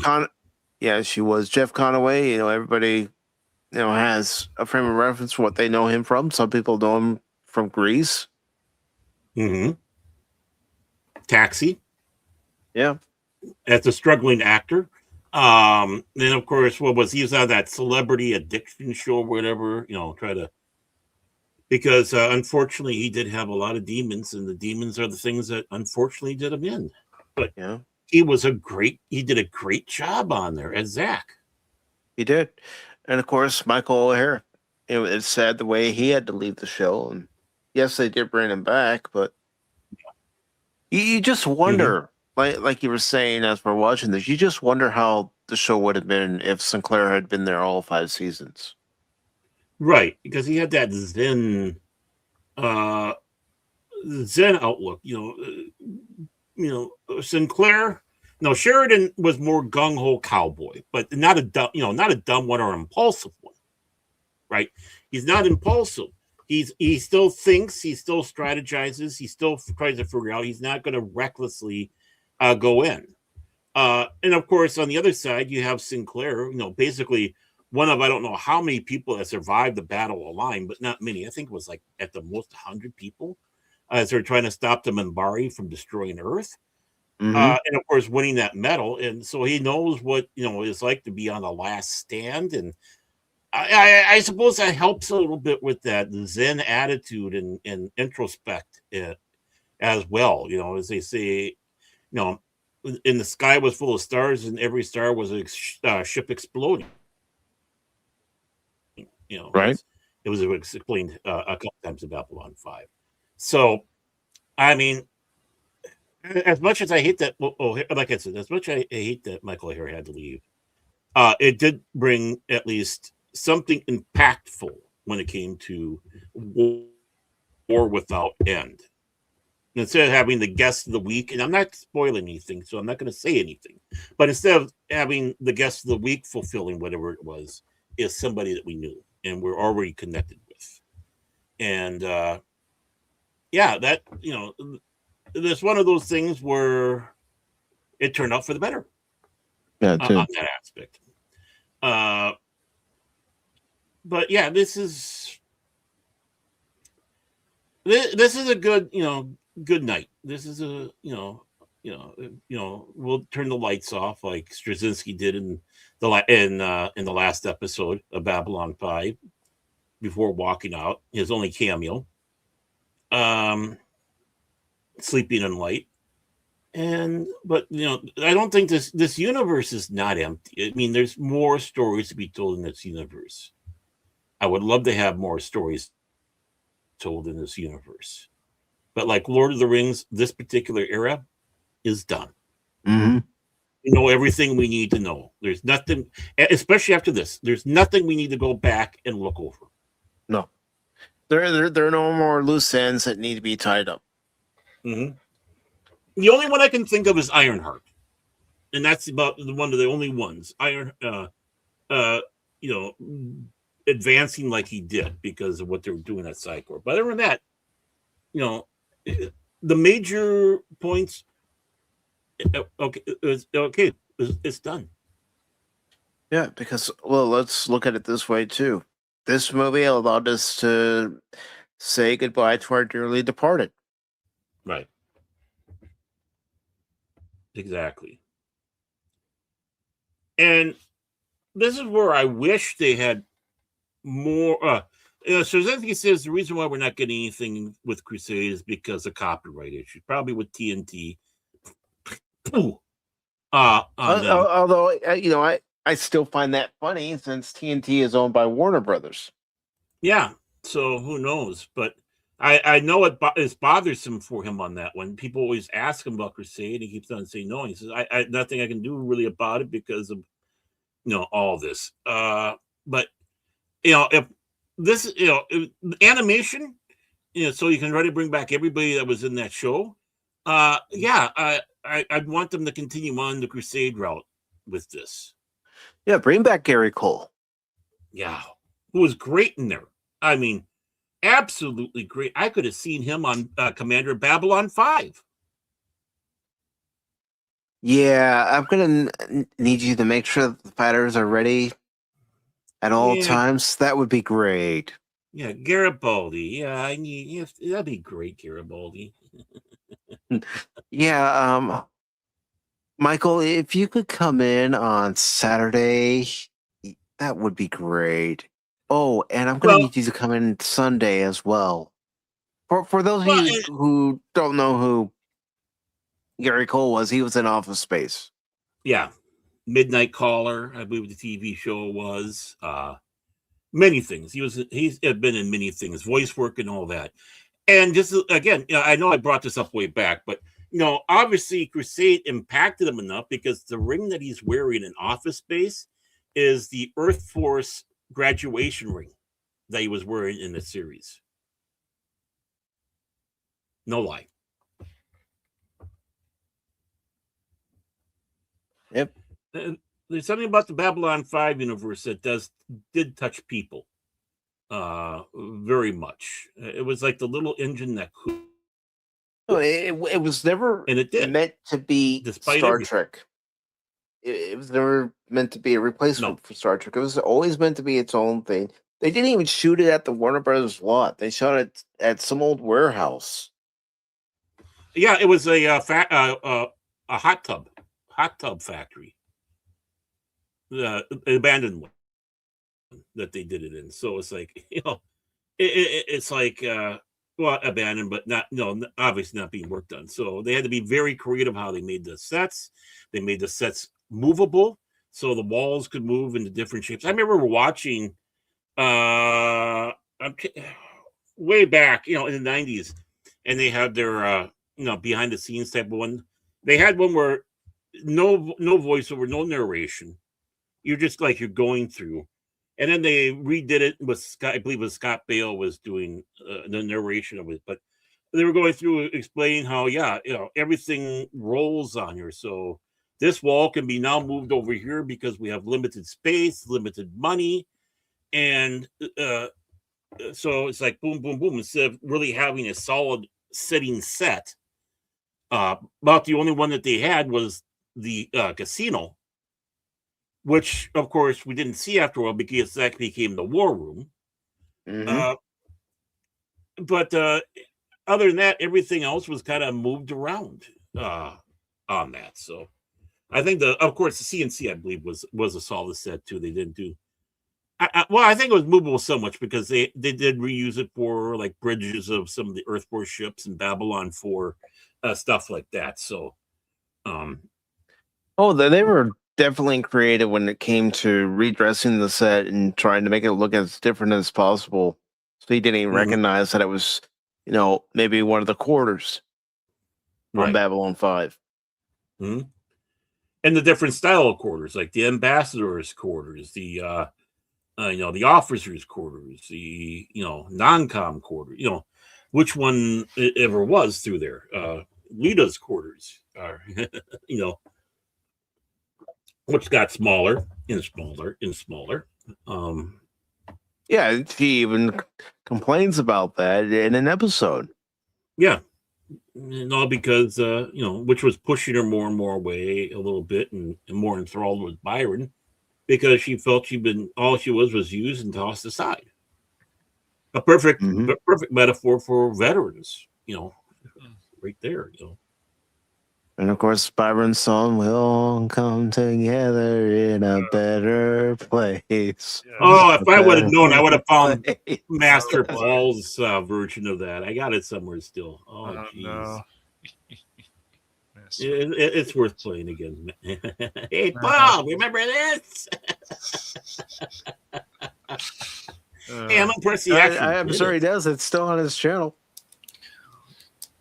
Yeah. I mean, I'm impressed he did it, actually did it, getting the Yeah. notes and stuff like that. And, He It did. was just a joke, and he did it. Yeah. yep. Props to him. Props to him.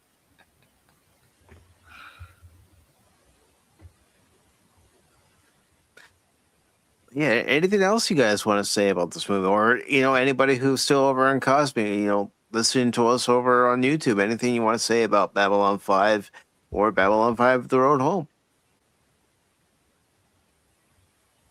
Cash, what do you have to say? I've been just listening to you guys because, like I said, you guys Yes, know more see, about. that's the problem. Man always listens. He doesn't speak up. It's But good. he knows it's about the good. series. He still doesn't speak up because he is not. Yeah, that's because I'm Narn. Yes. He sits in the corner. He sits in the corner contemplating Billy Button. I'm the one that gets the heat for it. No, He's you're the worse. one who does that. Come on, Nice man. try. Come on, man. Steal all your Come donuts. on, man. The belly button lid of Jaquan. No, Yeah. disturbing. No, I just like listening to you guys. Like I said, you guys have more. I've watched, of course, through the series once, twice, I guess now. There's just for me when it comes to these characters and the fact that this is another type of sci-fi, it's just there's a lot of things I like. I like Sheridan. I think I even like Sheridan more than Sinclair. There's just certain things about his personality that I like about Sheridan's. I like Garibaldi. I like Delenn. I like Lanier, but it's like what their journey that they go through and their interactions and how that much they care about each other and that they're willing to sacrifice for the greater good. And even with the governments, like I said, I don't want to spoil too much. I'm trying to remember a lot of this stuff myself because it's been a while. But the whole Shadow War and the Vorlons, I mean, it's just, and how they feel about the situation, what you learn about the Vorlons in the Shadow War, or what you learn about the Narn and the Centauri. It's really very interesting to me, and it's not like a certain other person who's not here right now. It's good. It's Babylon 5. It's good. No. Oh, Babylon 5. It's good. It's good. Folks, I'm going to let them know who we're referencing here. Phil McCracken. When we were doing our Babylon 5 season 1 through season 5 discussion, we'd ask him his opinion on episodes. It's good. It's Babylon 5. It's good. It's like, come on, Phil. Come on. Give us a little more. Give us a little more. Come on, Phil. Mm-hmm. Like me, when we got to Grey 17, it's missing. Oh, I don't like that episode. One reason, because it wastes Robert Englund. Yes, it does. And not everything about Babylon 5 is great, but you can say that about a lot of shows. Some shows really doesn't have really what you would consider bad episodes, but it depends on what the show is. So, yeah. Well, Grey 17 is How like long half ago? a bad show because the B story was really good. You know, going into Delenn and stuff like that. Unfortunately, he's got to share it with the other one part there with, you know, whatever. That J. Michael Straczynski still goes out there and apologizes to people for it. He realized it was a turd, but he's not afraid to go out there and say that, you know. Yeah, it was a mess. Yeah, well, There was some episodes. I mean, after you got through the Byron stuff, I agree that there are some bangers out there, definitely. Like Baron has always said,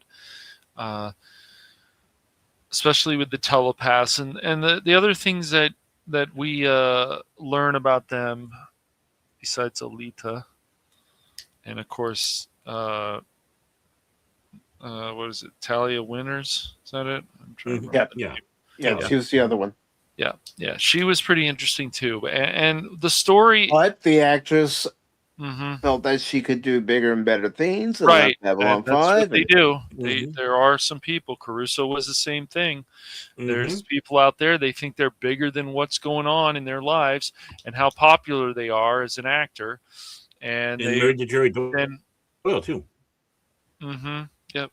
Yeah, that's crazy. You know, and then the one thing is, like, the whole Franklin thing, there were times that when he was walking around the ship too much, it was like, when I was watching that with Crit and Phil at the time in Discord, I was like, I just felt it just kept dragging on. Some things. Yeah, that's how I felt about it when I first watched it, when it originally aired. Felt Like, that was, yes. can we shorten this up? Seriously, yes. So, but where Franklin went and how his story ended, basically, well, I don't want to say basically, but how it ended, it made sense. But it really helped to redeem the character after. Yes, and he went on to actually do bigger and better things in the show as his character. So I just, when everything actually felt, the human element in this show is really great. The teamwork, the writing in this show is good, considering J. Michael Straczynski wrote the majority of the episodes. But one thing I also like about Babylon 5 is this show understands that less is always more. And I really, I'm not going to go on a real tangent about this, but it's really disheartening to me. No, I'm not. You will, Baron, but I'm not. It's really disheartening to me that a lot of these shows do not understand that you can just have a character stand there and he doesn't have to say anything and it can still be a huge impact. And Yeah. Babylon 5 definitely understood that. Mm-hmm.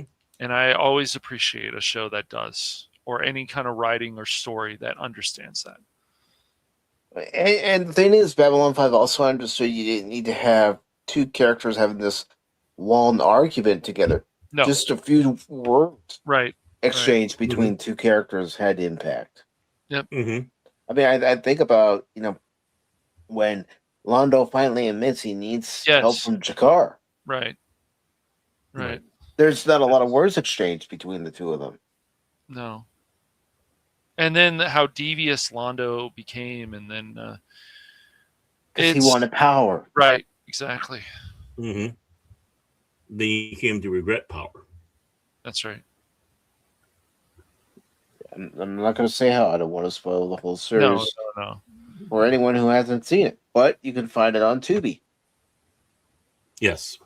It is still available on Tubi, all 5 seasons. Unfortunately, the Babylon 5 movies aren't on there, but the series itself is on there. Don't know if I've Mhm. watched. It's hard to find those movies. I don't think I've watched all those movies, or maybe. Well, there was the one I think I watched. I think that was the one. Well, it's probably the pilot movie. Yeah, that The was one. The one, gathering. but not the one, right, Cash? not the one. but, Yes, the one, but not the one. Yeah. And by the way, if you're looking for a show that also has strong women characters, this show definitely has that. And they don't even need to say it. You just know. You would follow these women because of their attitudes.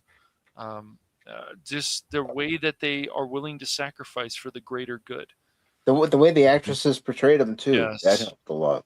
Yes, it Mm-hmm. They weren't in your face, back in 93, all the No. way to 98, say, we have strong women characters. No, you watched and you knew Well, there were strong you already- women characters. That's right. We didn't need anybody because we were used to strong women characters. So we didn't need to be told that. It was like, yeah, and so. That's right. But yeah, it's this is really nice to have gone through that and relive a little, a little bit of the Babylon 5 again. I mean, it had me going for, every week I had to make sure I watched it, I stuck a little TV set in, I'm talking about a handheld TV that was color, LCD, into my work and watch it at work because I was impatient to go home and watch the tape.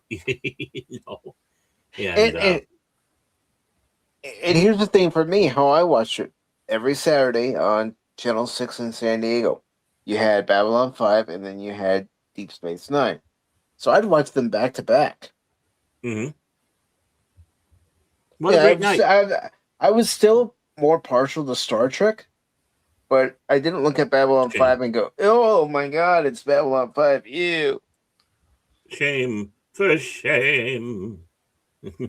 Shame. Shame. Shame.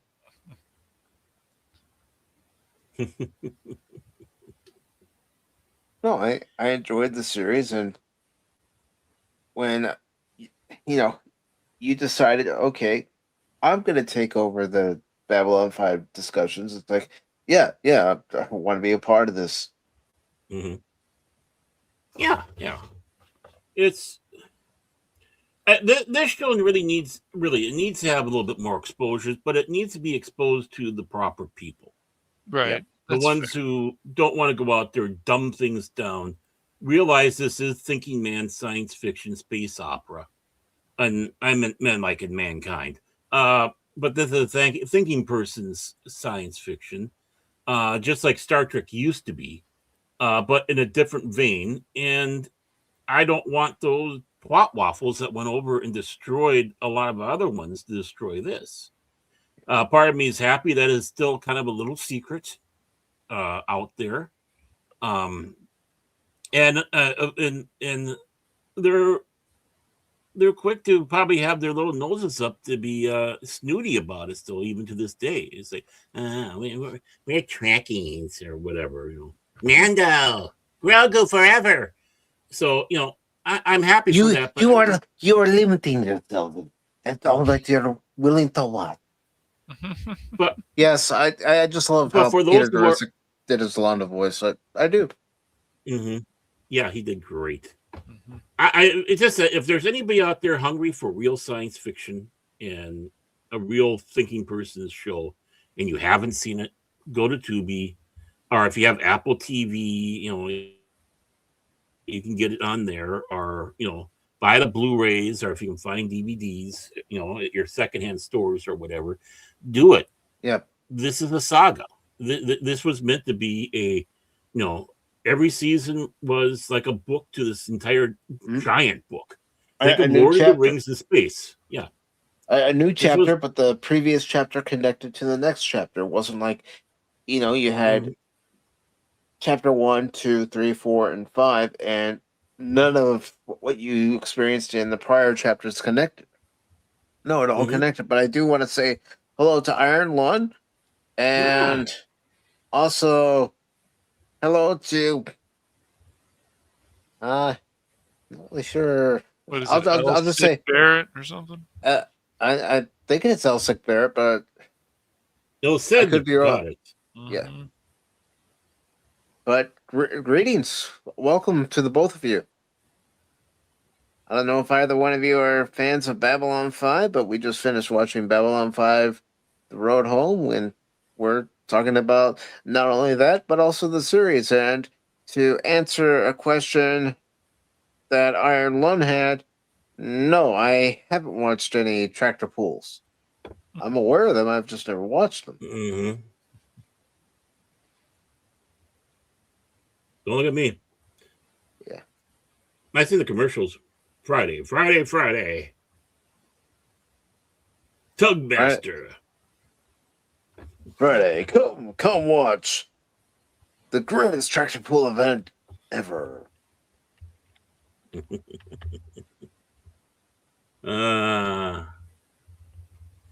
Those were the days. Those were the days. Really? You knew where yards were.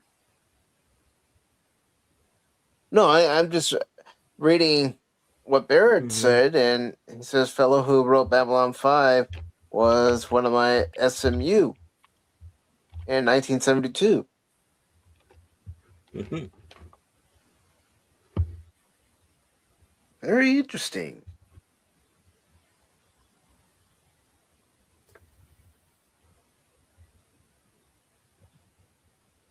But yeah, it's a lot of talent, Mm-hmm. all across the board, and I'm glad that he was able to relatively not be hindered on doing the show, which he really was until TNT with Crusade. Yeah, I mean, TNT, let's face it, they were a cable division of Warner Brothers, so they had different rules compared to syndicated television. Well, even within it, he said that when they finished Babylon 5 was basically hands off, but because they were starting a brand new show, it kind of went to a different little division within TNT, and they're the ones that were coming out. If they would have just left the same team, they probably would have gone. But Yeah.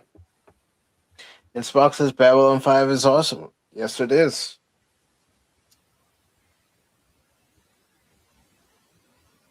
Aaron Lund says Babylon it's 5. important. Okay. Yes. Yeah, and I have included the link to Tubi. I'll go ahead and put it in there one more time. And give it a watch. It's not so heavy on the science part of science fiction. No. Does have characters that are relatable. Yeah, it's true space opera. Yes. Don't get hung up on, but in many ways it's a lot more scientifically minded also with that, just how they do the physics and such like that. working with JPL to make sure they have things, well done. So, I mean, don't think they didn't. Just like even the pulp novels of old, where they tried to do it as best as possible with the knowledge they had back then. Straczynski tried to do that. So this is like those old pulp novel. This is like the Lensman. This is like the first three books of Foundation. This is like what what used to be, and of course, needless to say, they were inspirations. So this is Lord of the Rings in space. So yeah, I mean, Kaza Doom and Zaha Doom. I mean, I wonder where you got that from.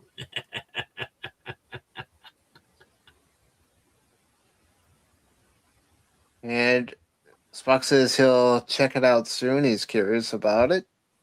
And he says he's really more attached to the show itself. Well, definitely, Spock, you should give Crusade a chance. You should also check out any of the Babylon 5 movies that were made because they're all worth watching. You might like one more than the other, but they're all worth watching. And if I remember right, I think Legends of the Rangers is the last appearance of Andreas Katsulas as Jakar. So that one's worth watching just to see him one last time. Yeah. Yeah, I mean, you think about him and, just what a quality actor he was. Didn't matter if he was Jakar. Didn't matter if you saw him as Tomalak on Next Generation. Oh, yeah, he was great there, too. He just had that presence about him. When he spoke, you listened. How could I forget Tomalak? Oh, jeez. He was even in the last episode of Next Generation. So. Yeah, all good things.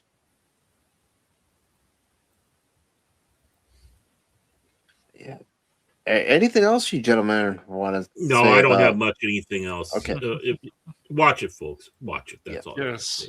Yes, if you like Tubi, space operas, watch it. I have this feeling that Babylon 5 probably inspired stuff like Mass Effect, because Mass Effect is a space opera too. So. Could be. I don't know. Or just space opera in general. I mean, yes. There's nothing wrong with space operas. Space operas are wonderful. So, yeah, give it. You're hungry for something. You're tired of the crap they're giving us now. Go watch Babylon 5. 30 years old, but still worth it. And Elsa Barrett says that Babylon 5 got him through a lot of airborne ranger missions. See, and that's the thing that you hear from servicemen, how certain shows like Star Trek and Babylon 5 are able to get them through certain periods of their life. Oh, yeah.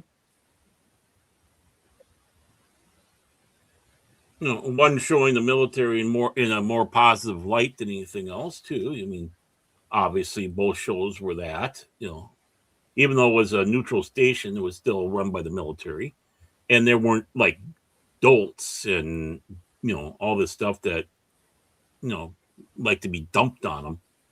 So of course, I mean, everybody wants to see an optimistic future. Even, we still have soldiers, but it's nice to see that the soldiers are real people. Yeah, and J. Michael Straczynski was part of the Captain Power TV series. You know how you get the VHS of the episodes, and if you had the Captain Power fighter or the enemy fighter, you could shoot at the screen and have an interactive toy. He really pushed it with that too. He really pushed the boundaries with that, because in the last episode, well, it was supposed to be the last episode of the season, but it just ended up being the last episode. He had one of the main characters offed. And this is supposed to be a kid's show. I mean, wow. But that's J. Michael Straczynski for you. He's going to take risk. Well, that's right. If more people actually took risks, maybe we would actually finally get some more sci-fi shows, some actual space operas that we deserve. Well, for a show that was basically commercial. Let's just be honest about it.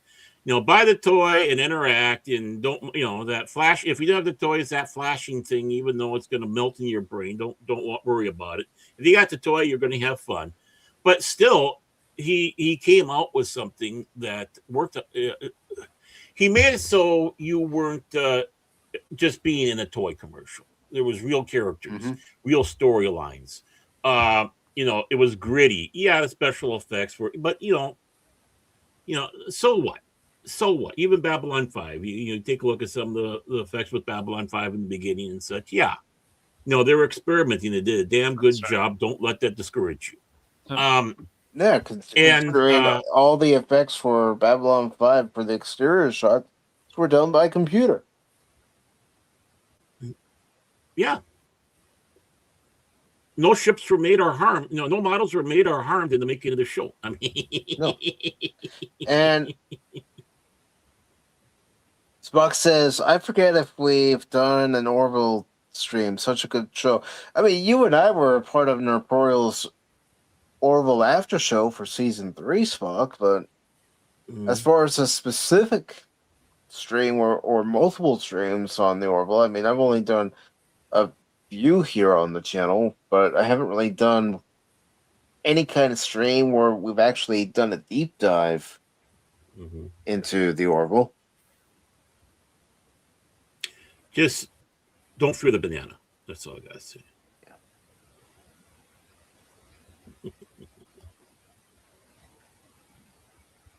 But that's all I really gotta sit back and say. J. Michael Straczynski, solid writer, has done a lot of stuff.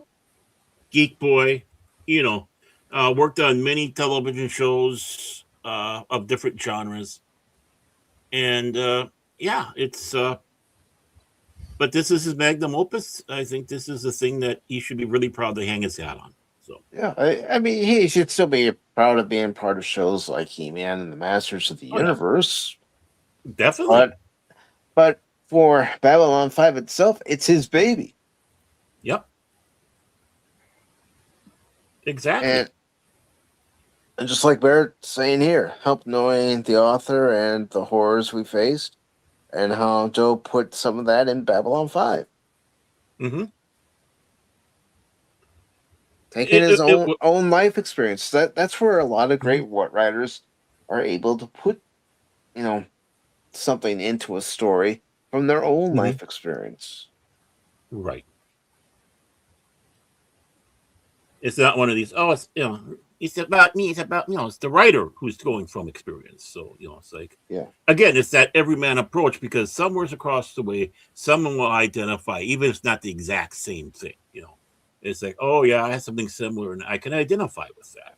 And that's what's important, that you can get those characters in that way. That's the big secret to storytelling. How do you absorb people in? There's got to be a commonality, and he was good at that. And is good at that, I should say. He's very good at that. He's very good at making his characters believable characters too. Right. They're real. They're right. And Spock says Peter was really happy when they featured Bruce Boxleitner in the Orville. Yeah, he was the president. I know how excited you were when you found out that he was going to be in season 3 of the Orville. And I don't blame you. I mean, Bruce Boxleitner is a great actor. It's too bad that in this last Tron movie, no, I haven't seen it, but they don't even have Tron himself in Bruce Boxleitner in the film. How could you have a Tron movie without Tron? Yeah. Exactly. And Helion wants to know how bad the halftime show is. I don't know. What halftime show? I don't care. It's coming up. I mean, one of the things we're going to get to before we get out of here is I do want to get to the weekend box office. Just check that out. And I also want to show people what I've already shown Barrett and Cash backstage. Something I've been playing with Rock's AI imaging video maker. I forgot about that. Yeah, I want to show that. You know, I was just doing it for Yeah, fun do it. Yeah. because, you know, I thought, you know what, Why not? I'm going to try this, see how it works. It might be something that I feature every now and then on Pop Talk just to have a little fun. Mhm. As was, good to see you. How are you doing today? This evening? This morning? Depending on where you live and what time of day it is.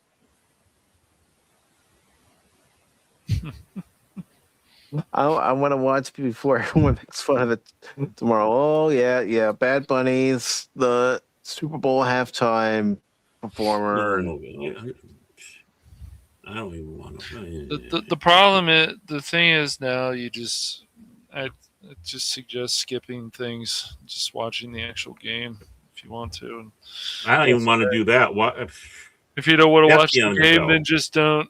Yeah, either way, whatever. No, I'm serious. F the NFL. Want to watch the I game, haven't not watch cared the about. game, I haven't cared about the NFL, football, professional I football can't. since the Yeah. Chargers left for LA from San Diego. I can't, especially after the last few years. I can't blame people for just not watching sports anymore, not caring as much, wants to watch something more alternative, whatever. Because just the directions at certain thing. I still like to watch football and baseball and basketball. Well, not as much basketball, but more college basketball, if anything. There just were times that I wanted to watch the national anthem and so on, but I skipped around it now. He's a big WNBA guy. Folks. Yeah, He WNBA man. I love. He keeps telling us about it. This is gonna backstage. sound. Yeah, Hey guys, you want to watch so the next WNBA game? I love my favorite part is when these women don't slam the ball and do alley oops and stuff. Come on, women. Mm-hmm. You know, see, a cat goes out there and goes, "Hey, see that player out there? I can turn her. Yeah, no, she'll come. No. But she'll be. Yeah. What we have found out recently is if you are actually sleeping on some of the seats they'll actually kick you out of the game. I'm like, well, if the person's not snoring, who cares? Yeah, it's pretty funny. It doesn't look good on the TV. That's what happens with Anonymous.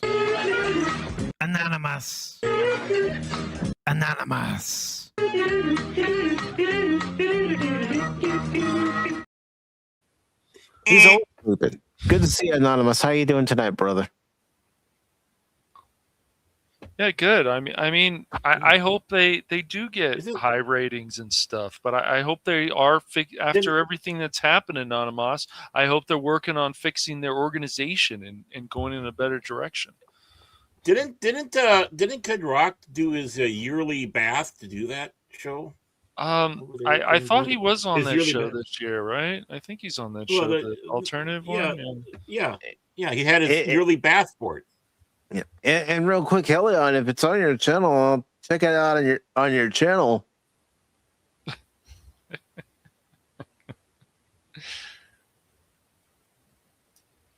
Okay. And yeah, I only care about baseball. Wait, I'm from SD. You from SD? South Dakota or San Diego? If it's the latter, San Diego, yes, I am originally from the San Diego area. I don't live there now. We still forgive them. Yeah, we still forgive them. And I didn't grow up a Padre fan. I had neighbors who were from Chicago, and I became a Cub fan. Mm-hmm. Mm-hmm. And I owe a lot of that to them, and also Ryan Sandberg. May he rest in peace.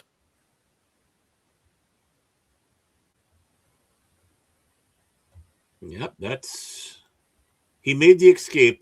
But we still accept him. Yeah, I did, and I haven't looked back. You know, he had to get in get over the wall in a balloon to escape. You know, the siren's going off. This is what happens when Baron has too much sugar. Yeah. Mike. Yeah. Yeah, but it have. Speaking of which, what do you want the box office first, or do you want the videos I made with Rock first? Either one, buddy. Well, let's have a laugh with the box office, and then we can move the other. Right. But What do you Iron say? Lung, I'm originally from San Marcos. Mm. And since Iron Lung lives in Chula Vista, he'll know where I'm talking about. When I was in California living, I lived in Chunky Chica. It was a nice town. A lot of nice sites to Boy. bounce. I tell you, yeah. Chunky Chica, God. California. I thought he was bad Wednesday, Cash. I know. Oh, he was awful Wednesday. Gosh, but that's I a wasn't that story. bad. Yeah, I wasn't no. Pretty bad. From a certain point of view, bad Yeah. Omen Tag. That's right. Yeah. Uh-huh. Yeah. Mhm. Yes, Baron. He's the problem child of the group. He He's is. the one who's Really is. running on the counter going, "Oh yeah, I gotta tear this down, I gotta tear that down." And meanwhile, Cash and I are going, "Get down here, you little." I'm a good boy. Yeah, All right. right. Come on, dude. Have you seen what Cash has done? Uh-huh. I'm not cleaning up in the corner. Trying to throw me under the bus. Uh-huh. Yeah. I mean, that's up to you, Helion, if you want to show him those videos. Yeah, it's your choice, Helion, but it's also my choice to give us some numbers to laugh at.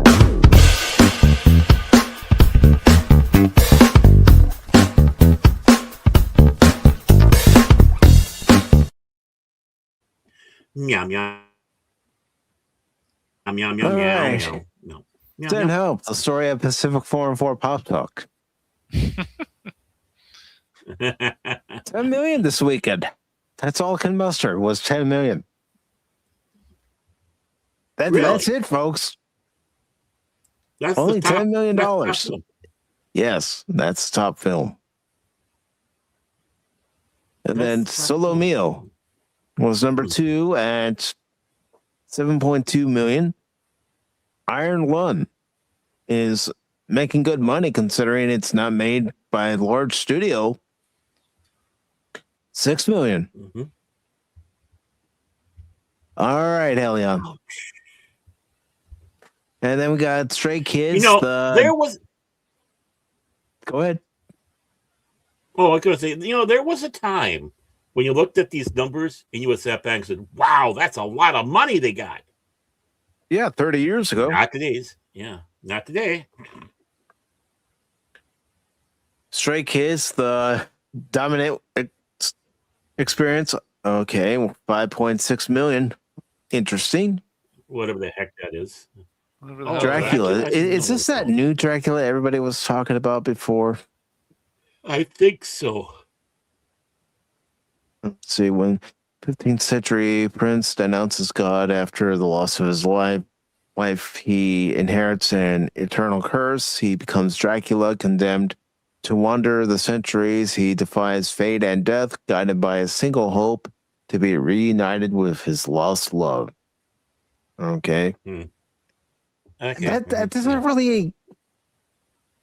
really get me as a movie theater going person to go see it. Yeah. Not good. Yeah, and of course, Zootopia made 4 million this weekend. But again, like we've been saying these past several weeks, it's this international audience that has been fueling that movie. Yeah, I mean the domestic hasn't even hit. I mean, just got over 400,000. Mm-hmm. 400 million. 400 million. That's- You mean 400,000? Yeah, I mean that's what I mean. 400 million. Yeah. Sorry, I was thinking 30 years ago. Bite me. But yeah, it's like wow. I mean, these numbers are pitiful. They are. They're pitiful. And then with Netflix getting Warner Brothers Yeah. and wanted to have a 17-day theatrical window, It's just going to get worse. Is that Words. that hasn't been quite as decided yet, has it? Hasn't been quite decided, but Yeah, just prepare yourself. yeah, just get ready for it. Either even if somehow Paramount was actually able to complete that deal or get it, either way, it's just it's a mess. Either way, it's gonna suck. Yes. No, really, honestly, either way, it's gonna suck. Yeah. I don't want, a 17-day window to go see a movie. I want to have at least a little bit longer time to actually go and see a movie if I'm interested in it. That's the Right. problem with a lot of releases right now. There's nothing I'm interested in that's a new release. The only thing I'm interested in seeing in the theaters again is the re-release of Teenage Mutant Ninja Turtles 2: Secret of the Ooze. Well, that's a quality choice. Well, what does that tell you? What does that tell you about the current state of entertainment? Well, I'd rather go see a movie I have. And by I not only have it on a physical copy, but I've seen it multiple times. Yeah. You know what's amazing? First of all, that Melania opened up so well for a film of this type. They say it's one of the biggest releases for a documentary type, Ben, and it's still in top 10. Ben, I'm doing my Trump impression. You said it wrong. It's huge. It's huge. Huge. It's not the biggest, Baron. It's huge. Hey, you need to Everybody get the knows. Chinese Donald Trump. Melania. It's huge. Hey, at least I said her name right. Yeah, I know. The Strangers Imagine Chapter if- 3. I haven't even seen The Strangers Chapter 1 or 2. I mean, never knew of it. Neither have I. Oh, My Let's- clients with the mass killers and finds the only way out of the nightmare is in. Okay. It's a premise that doesn't really appeal to me. Lionsgate is someone should be banging their head in the wall at Lionsgate. What the heck are we doing? That's right, Spike. It's huge. So sometimes I'll do the impression just to get a laugh. That's all. It's huge. That's all. It's Best. huge. It's the greatest. He even put the wig on. Then we got Shelter. We read about it last week. It still doesn't have a premise that appeals. It doesn't. And you can tell by the box office it's not really appealing to people. The Yawn Office. Yeah. Yeah. And then at number 10, went from number 3 to number 10. But look at that. It's made 13 million worldwide. That's right. Melania. And with the director, there's a connection with Epstein. It's like it never ends. Was it Brett Ratner? I'm not joking. It's insane. I don't know. I'm surprised because of the current political climate that Amazon MGM even released it. Yeah. Yeah. I mean, dude, I was reading that Cosmic Comic Book news article about how big of a fan Epstein was about Batman, and there was code name of Batman. And I was like, this is just fucking insane. Yeah. And that was like even 2019 stuff. Yeah. Mm-hmm. There are things we don't need to know about Little Pecker. I don't need to know anything. Yeah.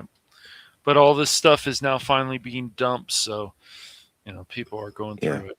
Mm-hmm. Now, like I said, I've been playing around with AI's new rock image maker. No, here we go. I had some fun with it. Of course, an image of Baron was the guinea pig for this. Yeah. Yeah, he just chose me out of the blue, and then he goes, hey, I got something to show you before the show. Hey, you guys! He goes, look at this. He didn't grab cash in that you impressive guys. chin Hey, of his. Baron. Well, Baron, after how I got something to show you, man. I got something to show you. It's just an exaggerated version of how I was backstage. Come on. Yeah, you got a budget. What do you think? And for anyone new here, we like to have fun during our streams. And just because I love our chat so much, I will take the humiliation in good stride. Oh, come on. Because of you, chap, I love you. Yeah, you like that AI picture I made, huh? Of Tom Selleck as Spock's cousin, Selleck. Yeah. Yes, he did. Or he does, yes. Yeah, it was. But let me go ahead and bring these up. Again, I'm just doing this for fun. Wasn't as malicious intent. There's some inside jokes for us. It's gonna get copyrighted. Yeah. By the darkness ahead. I am hitting the button right now. My donut! Get back here! I need it! My donut! Get back here! I need it! And with that one, we always tease Baron that he's chasing the forbidden donut. So I thought I've got to do one of Baron's image chasing a donut. So that's why I made this one. Now I'm hungry for a donut, man. Well, I hope you like chocolate donuts with sprinkles.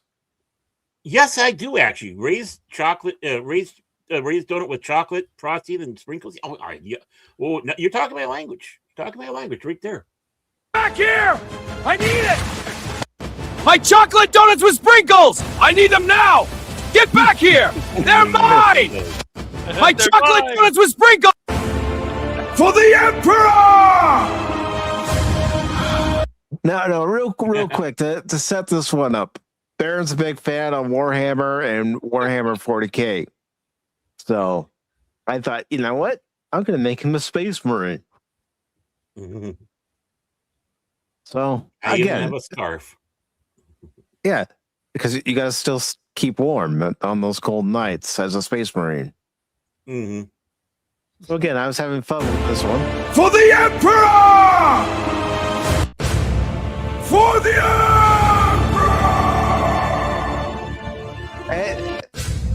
For the And admittedly, some of these turned out better than others. Yeah. For the Emperor! I've become AI. Too bad they don't have my voice. I'm sure I could put up a recording of your voice. For the Emperor! For the Emperor! There I am. I'm all ready for Pop Talk. See, but I'll be honest, you look more like a knight than a Space Marine here. Yes. Yeah, I do. Yes. I was thinking the same thing and say, oh, it's more of a knight. But, you know, Yeah. Few more. For the Emperor! They look like Boba Fett Yeah. Space Marine. Mm-hmm. You look like a Mandalorian Space Marine. This is the way. For the Emperor! This is one of my. No, I thought this one turned out the best. Yes, I think so. For the Emperor! Fight! One for cash, one for life. Fight! Fight for the Emperor! Fight! Fight for the Emperor! I'm a victim to Fight AI. for the Emperor! Fight for the Emperor! It's Baron. If you guys didn't know, this is potentially Baron's new mobile Fight game. for the Emperor! Yes, we have to fight. For the Emperor! Oh, that almost matched. I'm trying to time it, man. Fight for the Emperor! Yeah, Clash with Baron. Fight for the Emperor! Fight for the Emperor! Fight for the Emperor! I was gonna say I think you'll like this one even better, Baron, because you're actually firing at the orcs. Yeah, he is. The greenskins. Yep. For the Emperor! And of course, I made some Star Trek related ones. Shocked. But they are pretty cool. Red alert! All tap faction check. Target their lead ship. Fire at will. Yeah. And that is the one thing I hate about AI is, you tell exactly what you want the character to say, and it still messes it up. Yeah, I'm not gonna say that one's kind of. What did I say? Red alert! All tap. Red alert! All hands at battle stations. I like this. Red alert! All hands at battle. But I will say, why does your AI character look like Richard Karn from Home Improvement? hey, Al. No, seriously. He does Yeah, a lot. It's great. Mm-hmm. Look at that here. He's though. gonna sell him Look at some that. poses soon. Look at that. Look at that magnificent hair, though. Yeah, I know, right? Look at that. In that magnificent. Because you had an actual Star Trek fan writing the description That's right. for the video. Yeah. But yeah. All hands battle stations. Of course, I tried to make it Babylon 5 related. All hands battle stations. All hands man your stations. And of course, that's if the Star Trek universe and Babylon 5 universe were as one. Oh my. Mm-hmm.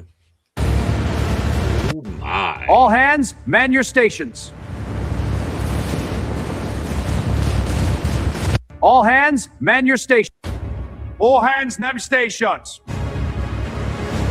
Baron No, I get 5. it sounds Exactly. special. Baron 5. All hands nav station. What was that, Baron? I said in that one, I kind of sounded like I was on the special station, if you know what I mean. You had a few drinks, Baron. Nard and Satari walked into your office with some drinks. He's on the bridge and he starts saying, "For the Emperor." He's like, wait, that's not what I meant, guys. Hold on. All hands nav station. All hands man your stations. That's the last one right there. Yeah, that's right. Baron's All teeth has hands never man been your whiter. station. He's also doing a crest ad. See, look what I'm doing for you all out there. I mean, yeah, it just. I suffer these slings and arrows for you, chat. I really do. No, like I said, I It's wanted to fun. have I some like it.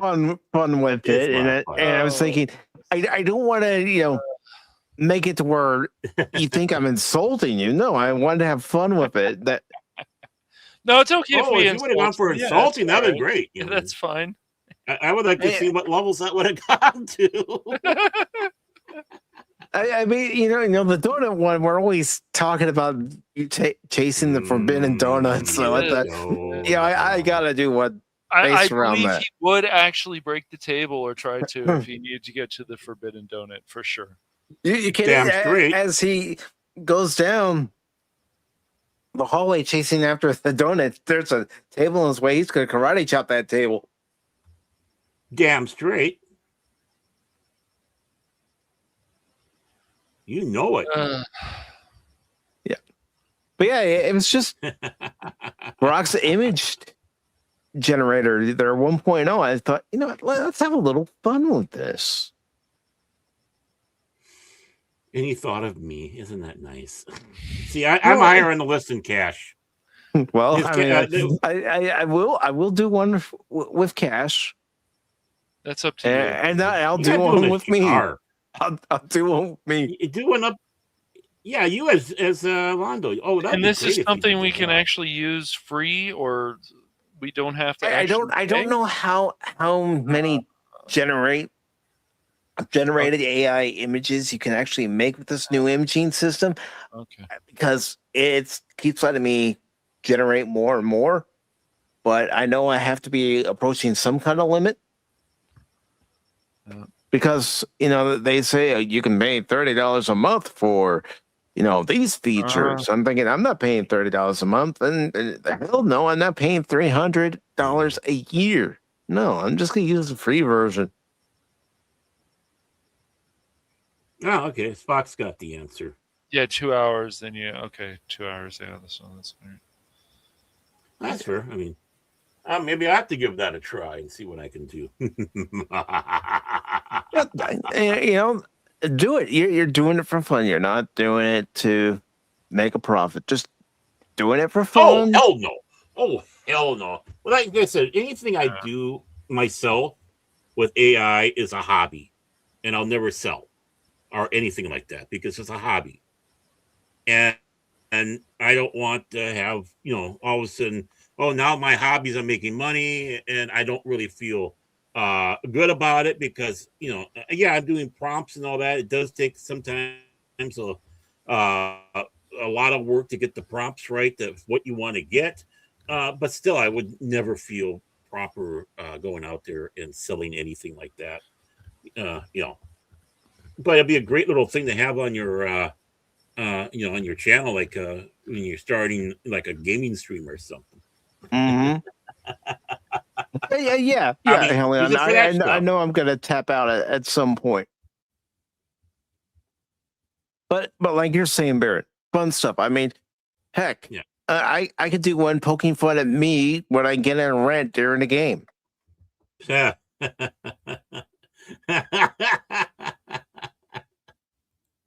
our Cash, as he's protesting Barrigate 3 at one of We all his protest. conventions. What the hell? I mean, come on. I'd love to see what we all come up with. Mm-hmm. Oh my! It sounds like a challenge. Are you ready for that battle, Barrett Orman Tagge? The bots. Well, Grok Battle 2026. Heck, that'd be a great way to promote our multiplayer streams when we're playing Space Marine. Hint. Our other ones that we do. Yeah, our other ones that we do. It's like hint, cash money. Hint. 007.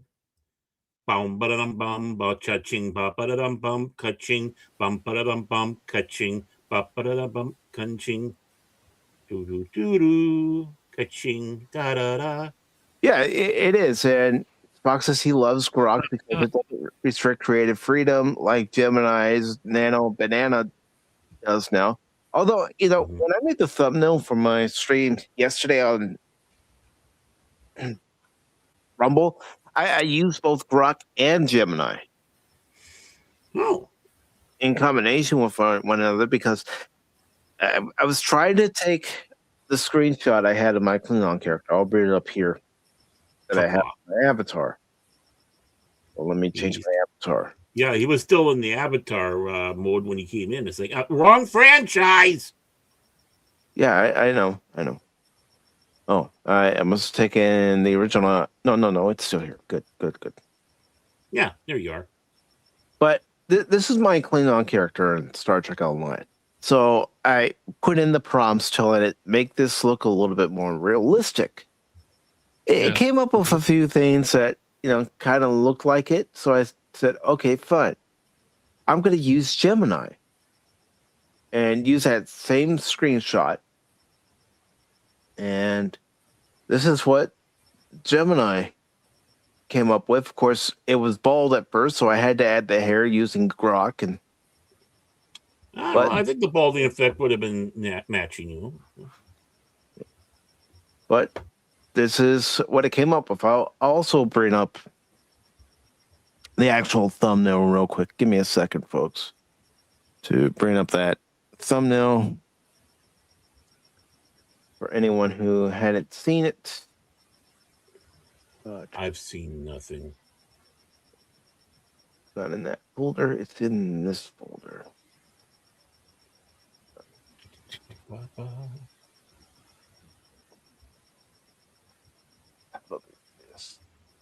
There it is.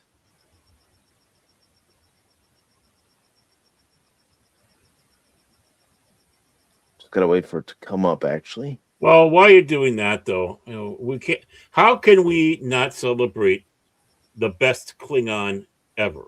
I mean, Worf, honestly, Worf, son of Moog, no, from the House of Martok. Where is that? Okay, no. This is even better. This is even a better Klingon. No. Is he up? All I see is black. All I see is the darkness, pure darkness. Hello, darkness, my old friend. Do. Oh, maybe let me try something here.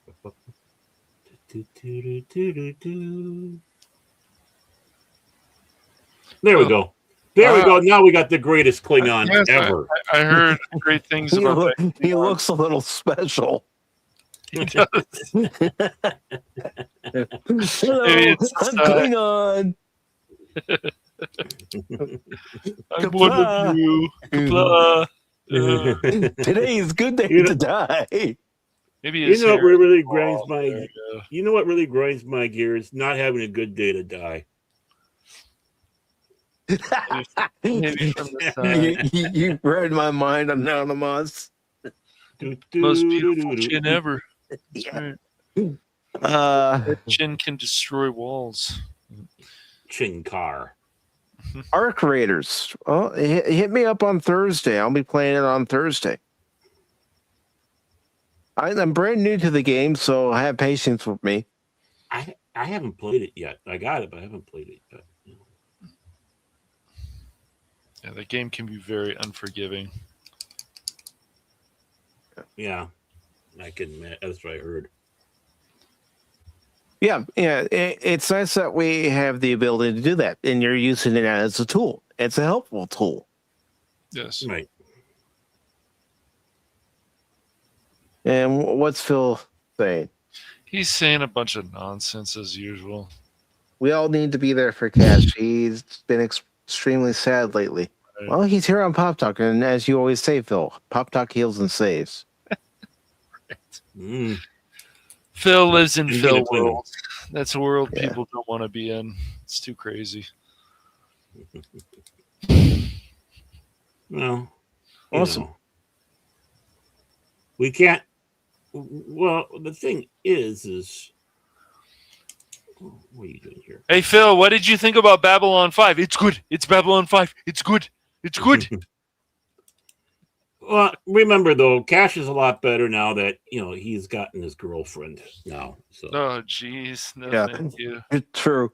At least that is an actual woman, surprisingly. So that's yeah, But that hair, I can't believe you found that picture.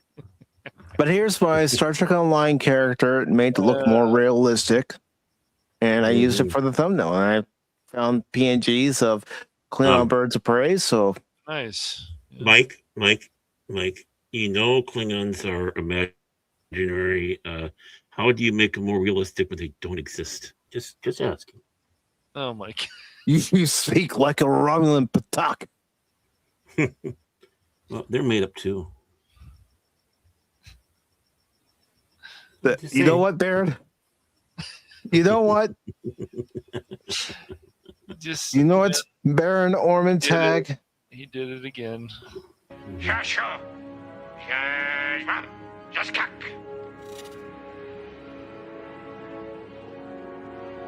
He said, "Today is a good day to die." Koi keles puglo, koi pukbek pu, yakpo makno jejui. Yeah, I'm singing a Klingon song. A song about glory of battle. Sons Glory and of battle. daughters of the Empire. Gloria Battle? I knew her. Yeah. Gloria Battles is a hot chick, I tell you. But yeah,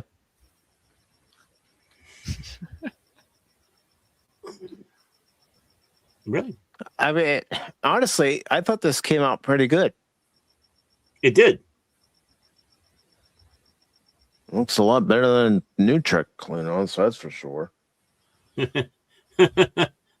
Hi, everybody. We're the Klingons. Yay! Oh my! Oh, jeez. I broke a nail. Oh, what am I going to do now? Thanks for asking. Do you want like my dress? Hated it. But gentlemen, we are reaching the 3-hour mark here in 10 minutes, so I think now's a good time to start promoting ourselves, starting with Baron. Start with Baron. Baron Orman Tagge. Cocaine Wookie, or I can be Baron Orman Wookie. Let's see. Tag Baka. There we go. Tag Baka. Nothing here. With a little bit of those setbacks and all that, and having to be a nurse and all that here. But of course, you guys, and hoping that we can do some do some gaming here. I'm itching, man, and I don't have any ointment for it. What I need, I got a fever, and the fever is more gaming, man. So other than that, I really don't really exactly. I just gotta sit here and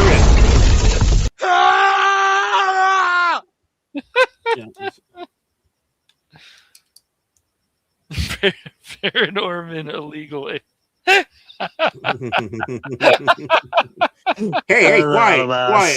quiet. Ice baby. Boom, boom, boom, boom, boom. Ice baby. Excuse us. We have a person that is. Hey, whoa. We've got someone who's got a lot of fur, and I think he's here illegally. Hey, you know what's great though? I just go into the woods and I just pretend I'm Sasquatch. See? Right there. Problem solved. You go around and make some friends with some squatches out there, and I did have a Sasquatch pizza the other day. It was pretty good. He's pretending to be a Wookiee, and he's being a wannabe Wookiee, and we're worried about him. He's hiding in the forest. Can you please go find him? He's a Wookiee playing a Wookiee who's playing a Wookiee. Yeah. Well, the person who lost their Wookiee, please come to the service desk. We got a Wookiee with cookies here, please. Someone, He thought he was going to a convention as a cosplayer, but he seemed to get lost in the woods. So can somebody please come help him? All the hunters start shooting. There's Bigfoot. We're gonna get him. Whoa.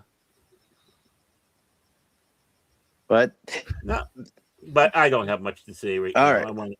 I want to get some stuff going here, but again, things are starting to get a little bit better, but we'll see.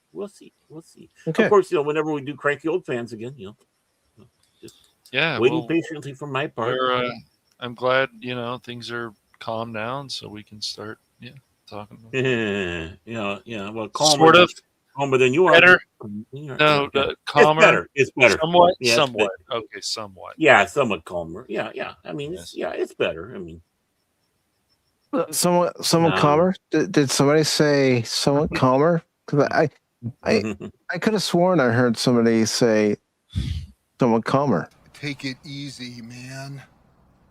I'm perfectly calm, dude. Calmer than you are. You just take it easy. Calmer than you are.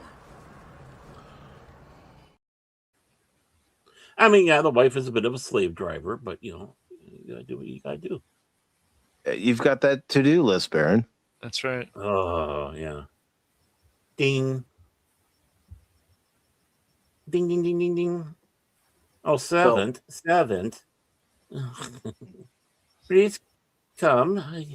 I need my feet rubbed now. And I need those bonbons. And can you please change it to the Olympics? I wish to just watch the luge. We do like to have fun here. Yes. Mm-hmm. Yeah, well, I think she's got the Olympics. She loves the Olympics, so no, she's got no reason not to watch. I don't even care about the Olympics this year. Yeah, you. I'll have to tell you some stuff that backstage about that, Baron. Oh yeah. Well, the thing is I kind of like watching the female curling and the female luge. The stuff with tights where they wear tight things and there's a lot of jiggling. Aha. Yes, yes, I see. Yeah. He's taking notes right now. Well, what about you, Cass? What do you have coming up, you yellow belly? We got you yellow belly. We got some. Yes, isn't he? West. We got some Evil West coming up. Yeah. When are we gonna we're do it? We're also gonna play a game called,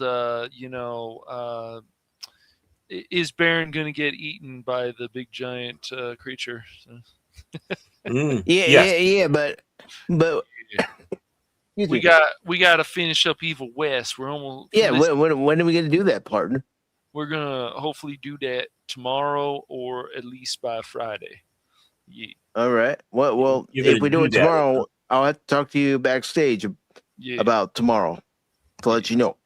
Yeah, no problem. Yeah, we can't do it too late tomorrow. Is what I'm saying. Yeah, I know. If we do it tomorrow, then maybe Friday would be better. So yeah. Yeah, he's got to rest for his colonoscopy. So I mean, what? No, I got to drive far on Tuesday, so Baron, you're just I can't stay up late. Colonoscopy, really, Baron? Hey, I am reaching that age where it's one thing to get it checked out. Yeah. Hey, there's nothing like having a camera shoved up your bum. That's all I gotta say. Don't be jealous of that, Helion. Don't be jealous. What? Helion says you guys in your backstage shit. Are you kidding? It's usually me yelling at the two of them. What the hell are you two maggots doing? We're stuff that would get us kicked off of Facebook or YouTube in heartbeat. We said, what did Helion say this time? What she wants to beat us up? That's crazy, man. Come on, that's crazy. No, you're crazy, man. You're crazy. That's crazy talk. That's crazy talk. And I do always appreciate Helion is always ready to curse at somebody. So that's good. Usually me, probably, but it's fine. Well, you deserve it. I don't blame. I probably deserve it. I usually do after the show. Shit. Actually, you can get those kits now. I've seen them advertised on Anonymous. What? Yeah, you can get those at-home kits. Give yourself a colonoscopy and find out how your colon is. Are you shitting me? Yeah. Wow. I am not shitting you. Wow. I don't know if I'd want to do that. I don't want to do that. No. And Baron, it's special night tonight. Oh, thanks for asking. But what else is coming up for you, yellow belly? Well, yellow belly, just that for now. I'm just focusing. All right. Yep. So Evil West will be coming up this week. Yeah, we got to finish. We got to take out Felicity. Yeah, that's we had right. a lot of fun like 2 weeks ago. So I thought UPN already did that, or was it WB? I don't know. Dude, no. I know what you're talking. No, it was. Yeah. I know what you're talking. Oh, Baron, yes. Oh, man. Yeah. All right. Okay. And as far as what's coming up on Pacific414 for Tuesday, I'll be going back to a game that I was playing for a while and then had to stop because it kept glitching when I tried to use my character's ability. And every time I used that ability in the game, the controls would lock up. And the developer, Game Science, of this game, Black Myth Wukong, has addressed that issue, and it has been fixed. I did test it. I not only beaten the boss I was trying to beat during that glitch, but I also beat another boss. I wasn't going to do a half-assed test. It's like, no, I need to make sure that if I get to this point in the game, then it's not going to happen again. And it didn't. So we're going to be picking up the gameplay from after I beat the dragon boss in the stage I'm currently at. So to reiterate, you got the Karen mod, so you can take out the bosses. No, Bear. Oh, No, okay. no. Black Myth Wukong was having an issue when I used the Yeah. wind ability for my character, and the controller would stop responding. They have addressed that. They addressed it on January 14th. I did 2 tests to make sure. Yeah. And, Well, it's good that they did that. I mean, they were listening. We need more of that. And since it panned out, I didn't record any of that gameplay either when I beat the 2 bosses. I was too focused on beating them to even think about recording. Well, I didn't want to jump into the game again and then find out that, yeah, they fixed one problem, but they created a whole new problem with this update. So now that he defeated those 2 bosses on his test, he's going to stream it, and he won't be able to get to that first boss for that first game back, and he'll have to go to a second night to take care of that boss. That's what's going to happen. Normally that's what happens. Well, in Black Myth Wukong, who knows what other bosses I'm going to run into, but I'll be playing that again on Tuesday. So that's back in the rotation for the games on both YouTube and Rumble. And like I said when I posted the new streaming schedule, the streaming schedule only pertains to what's being streamed on both YouTube and Rumble. It has nothing to do with any streams that I decide to do on Rumble separately. But after Tuesday's stream of Black Myth Wukong, our next watch party will be this Wednesday, and it's the 2025 version of Nuremberg. I am asking folks to take it very seriously because of the subject matter, what it deals with after World War II, and also some graphic imagery that you do see in the movie from historical reels that were taken when the Russians and our own troops got to the concentration camps. So again, please take it seriously because it is a serious subject. It deals with serious subject matter. And again, because of these reels, that is why there's that warning. That due to the subject matter, due to the imagery, viewer discretion is strongly advised for that watch party. Because some people still can't handle that part of history. But it's an important part of history to show, to remind us, yes, this did happen.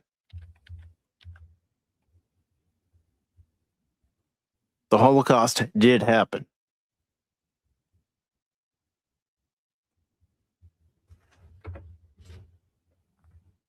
Exactly. And everybody's still welcome to watch that watch party, but just understand, it's not for the faint of heart.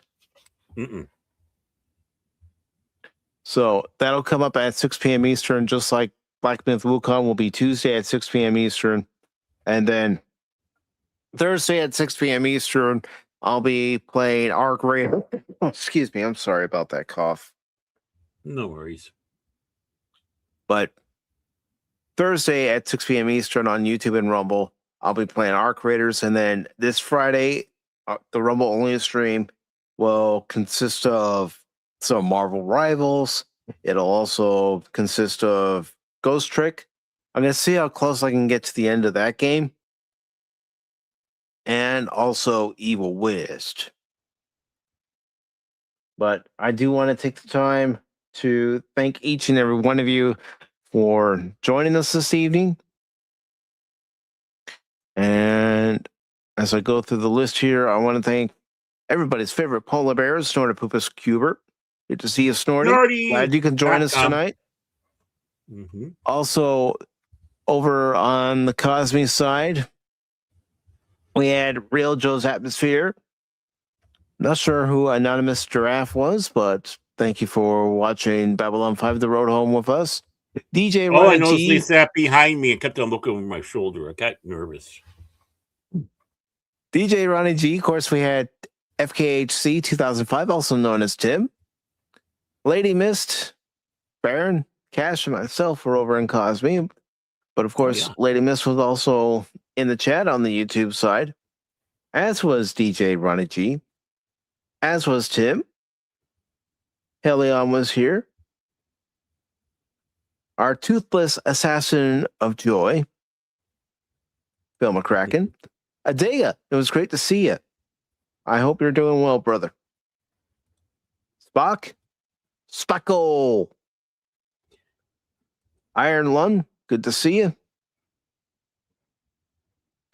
And El Cid Barrett, thank you for popping in. And as was, thank you for popping in. Anonymous, thank you. Anonymous. I'm just scroll and make sure I got everybody. I don't want to forget about anybody. And if I have, say something in the chat. Because even I'm capable of missing somebody. And I try to mark everybody who had stopped by during the stream. And scrolling up. I'm not seeing any new names yet.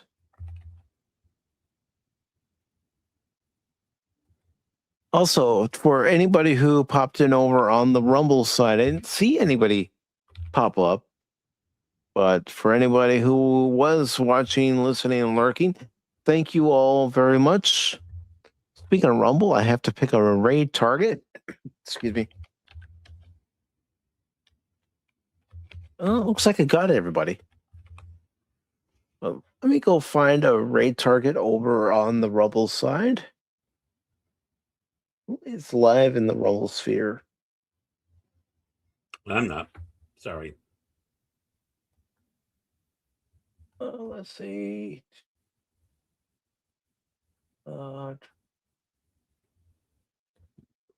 Excuse me. I don't know where that came from.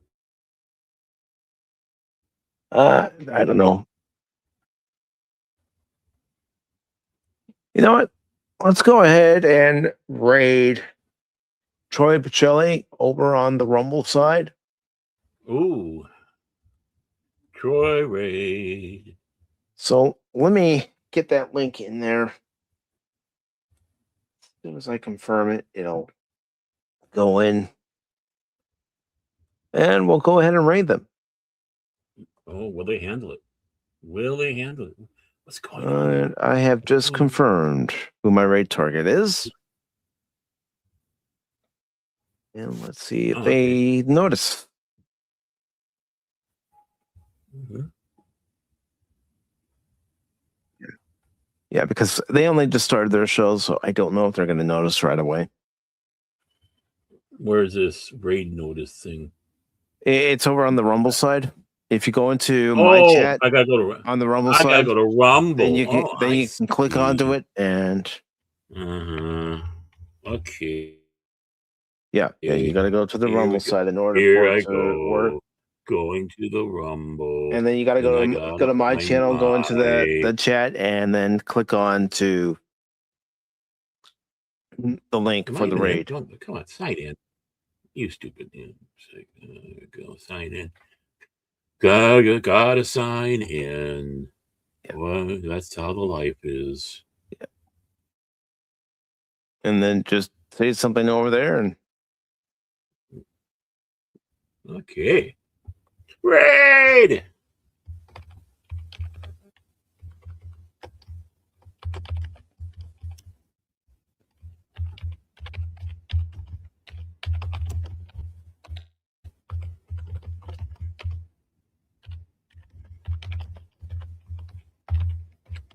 Yep. Troy just noticed it. Yep.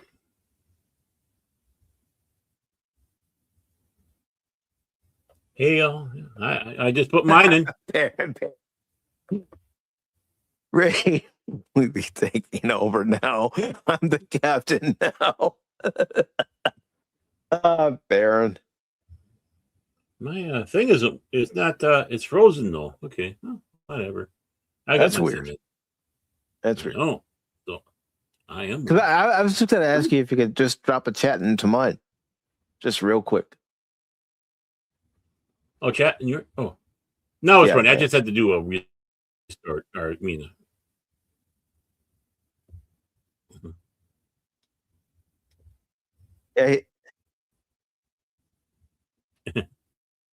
Yep, they just noticed your comment, Baron. Yep, I see that.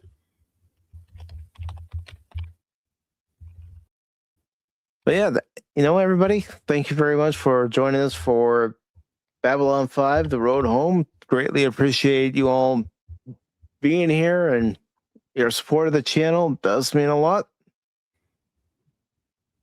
Because without you, I'm not here doing this. But until next time, everybody, remember my 2 sayings here on the channel. Don't ever give up on me in a game, because just when you do, you might miss something. And I'm not just a baseball guy, I'm an all-around guy. Have a good night, all. Night! Autobots, transform and roll out!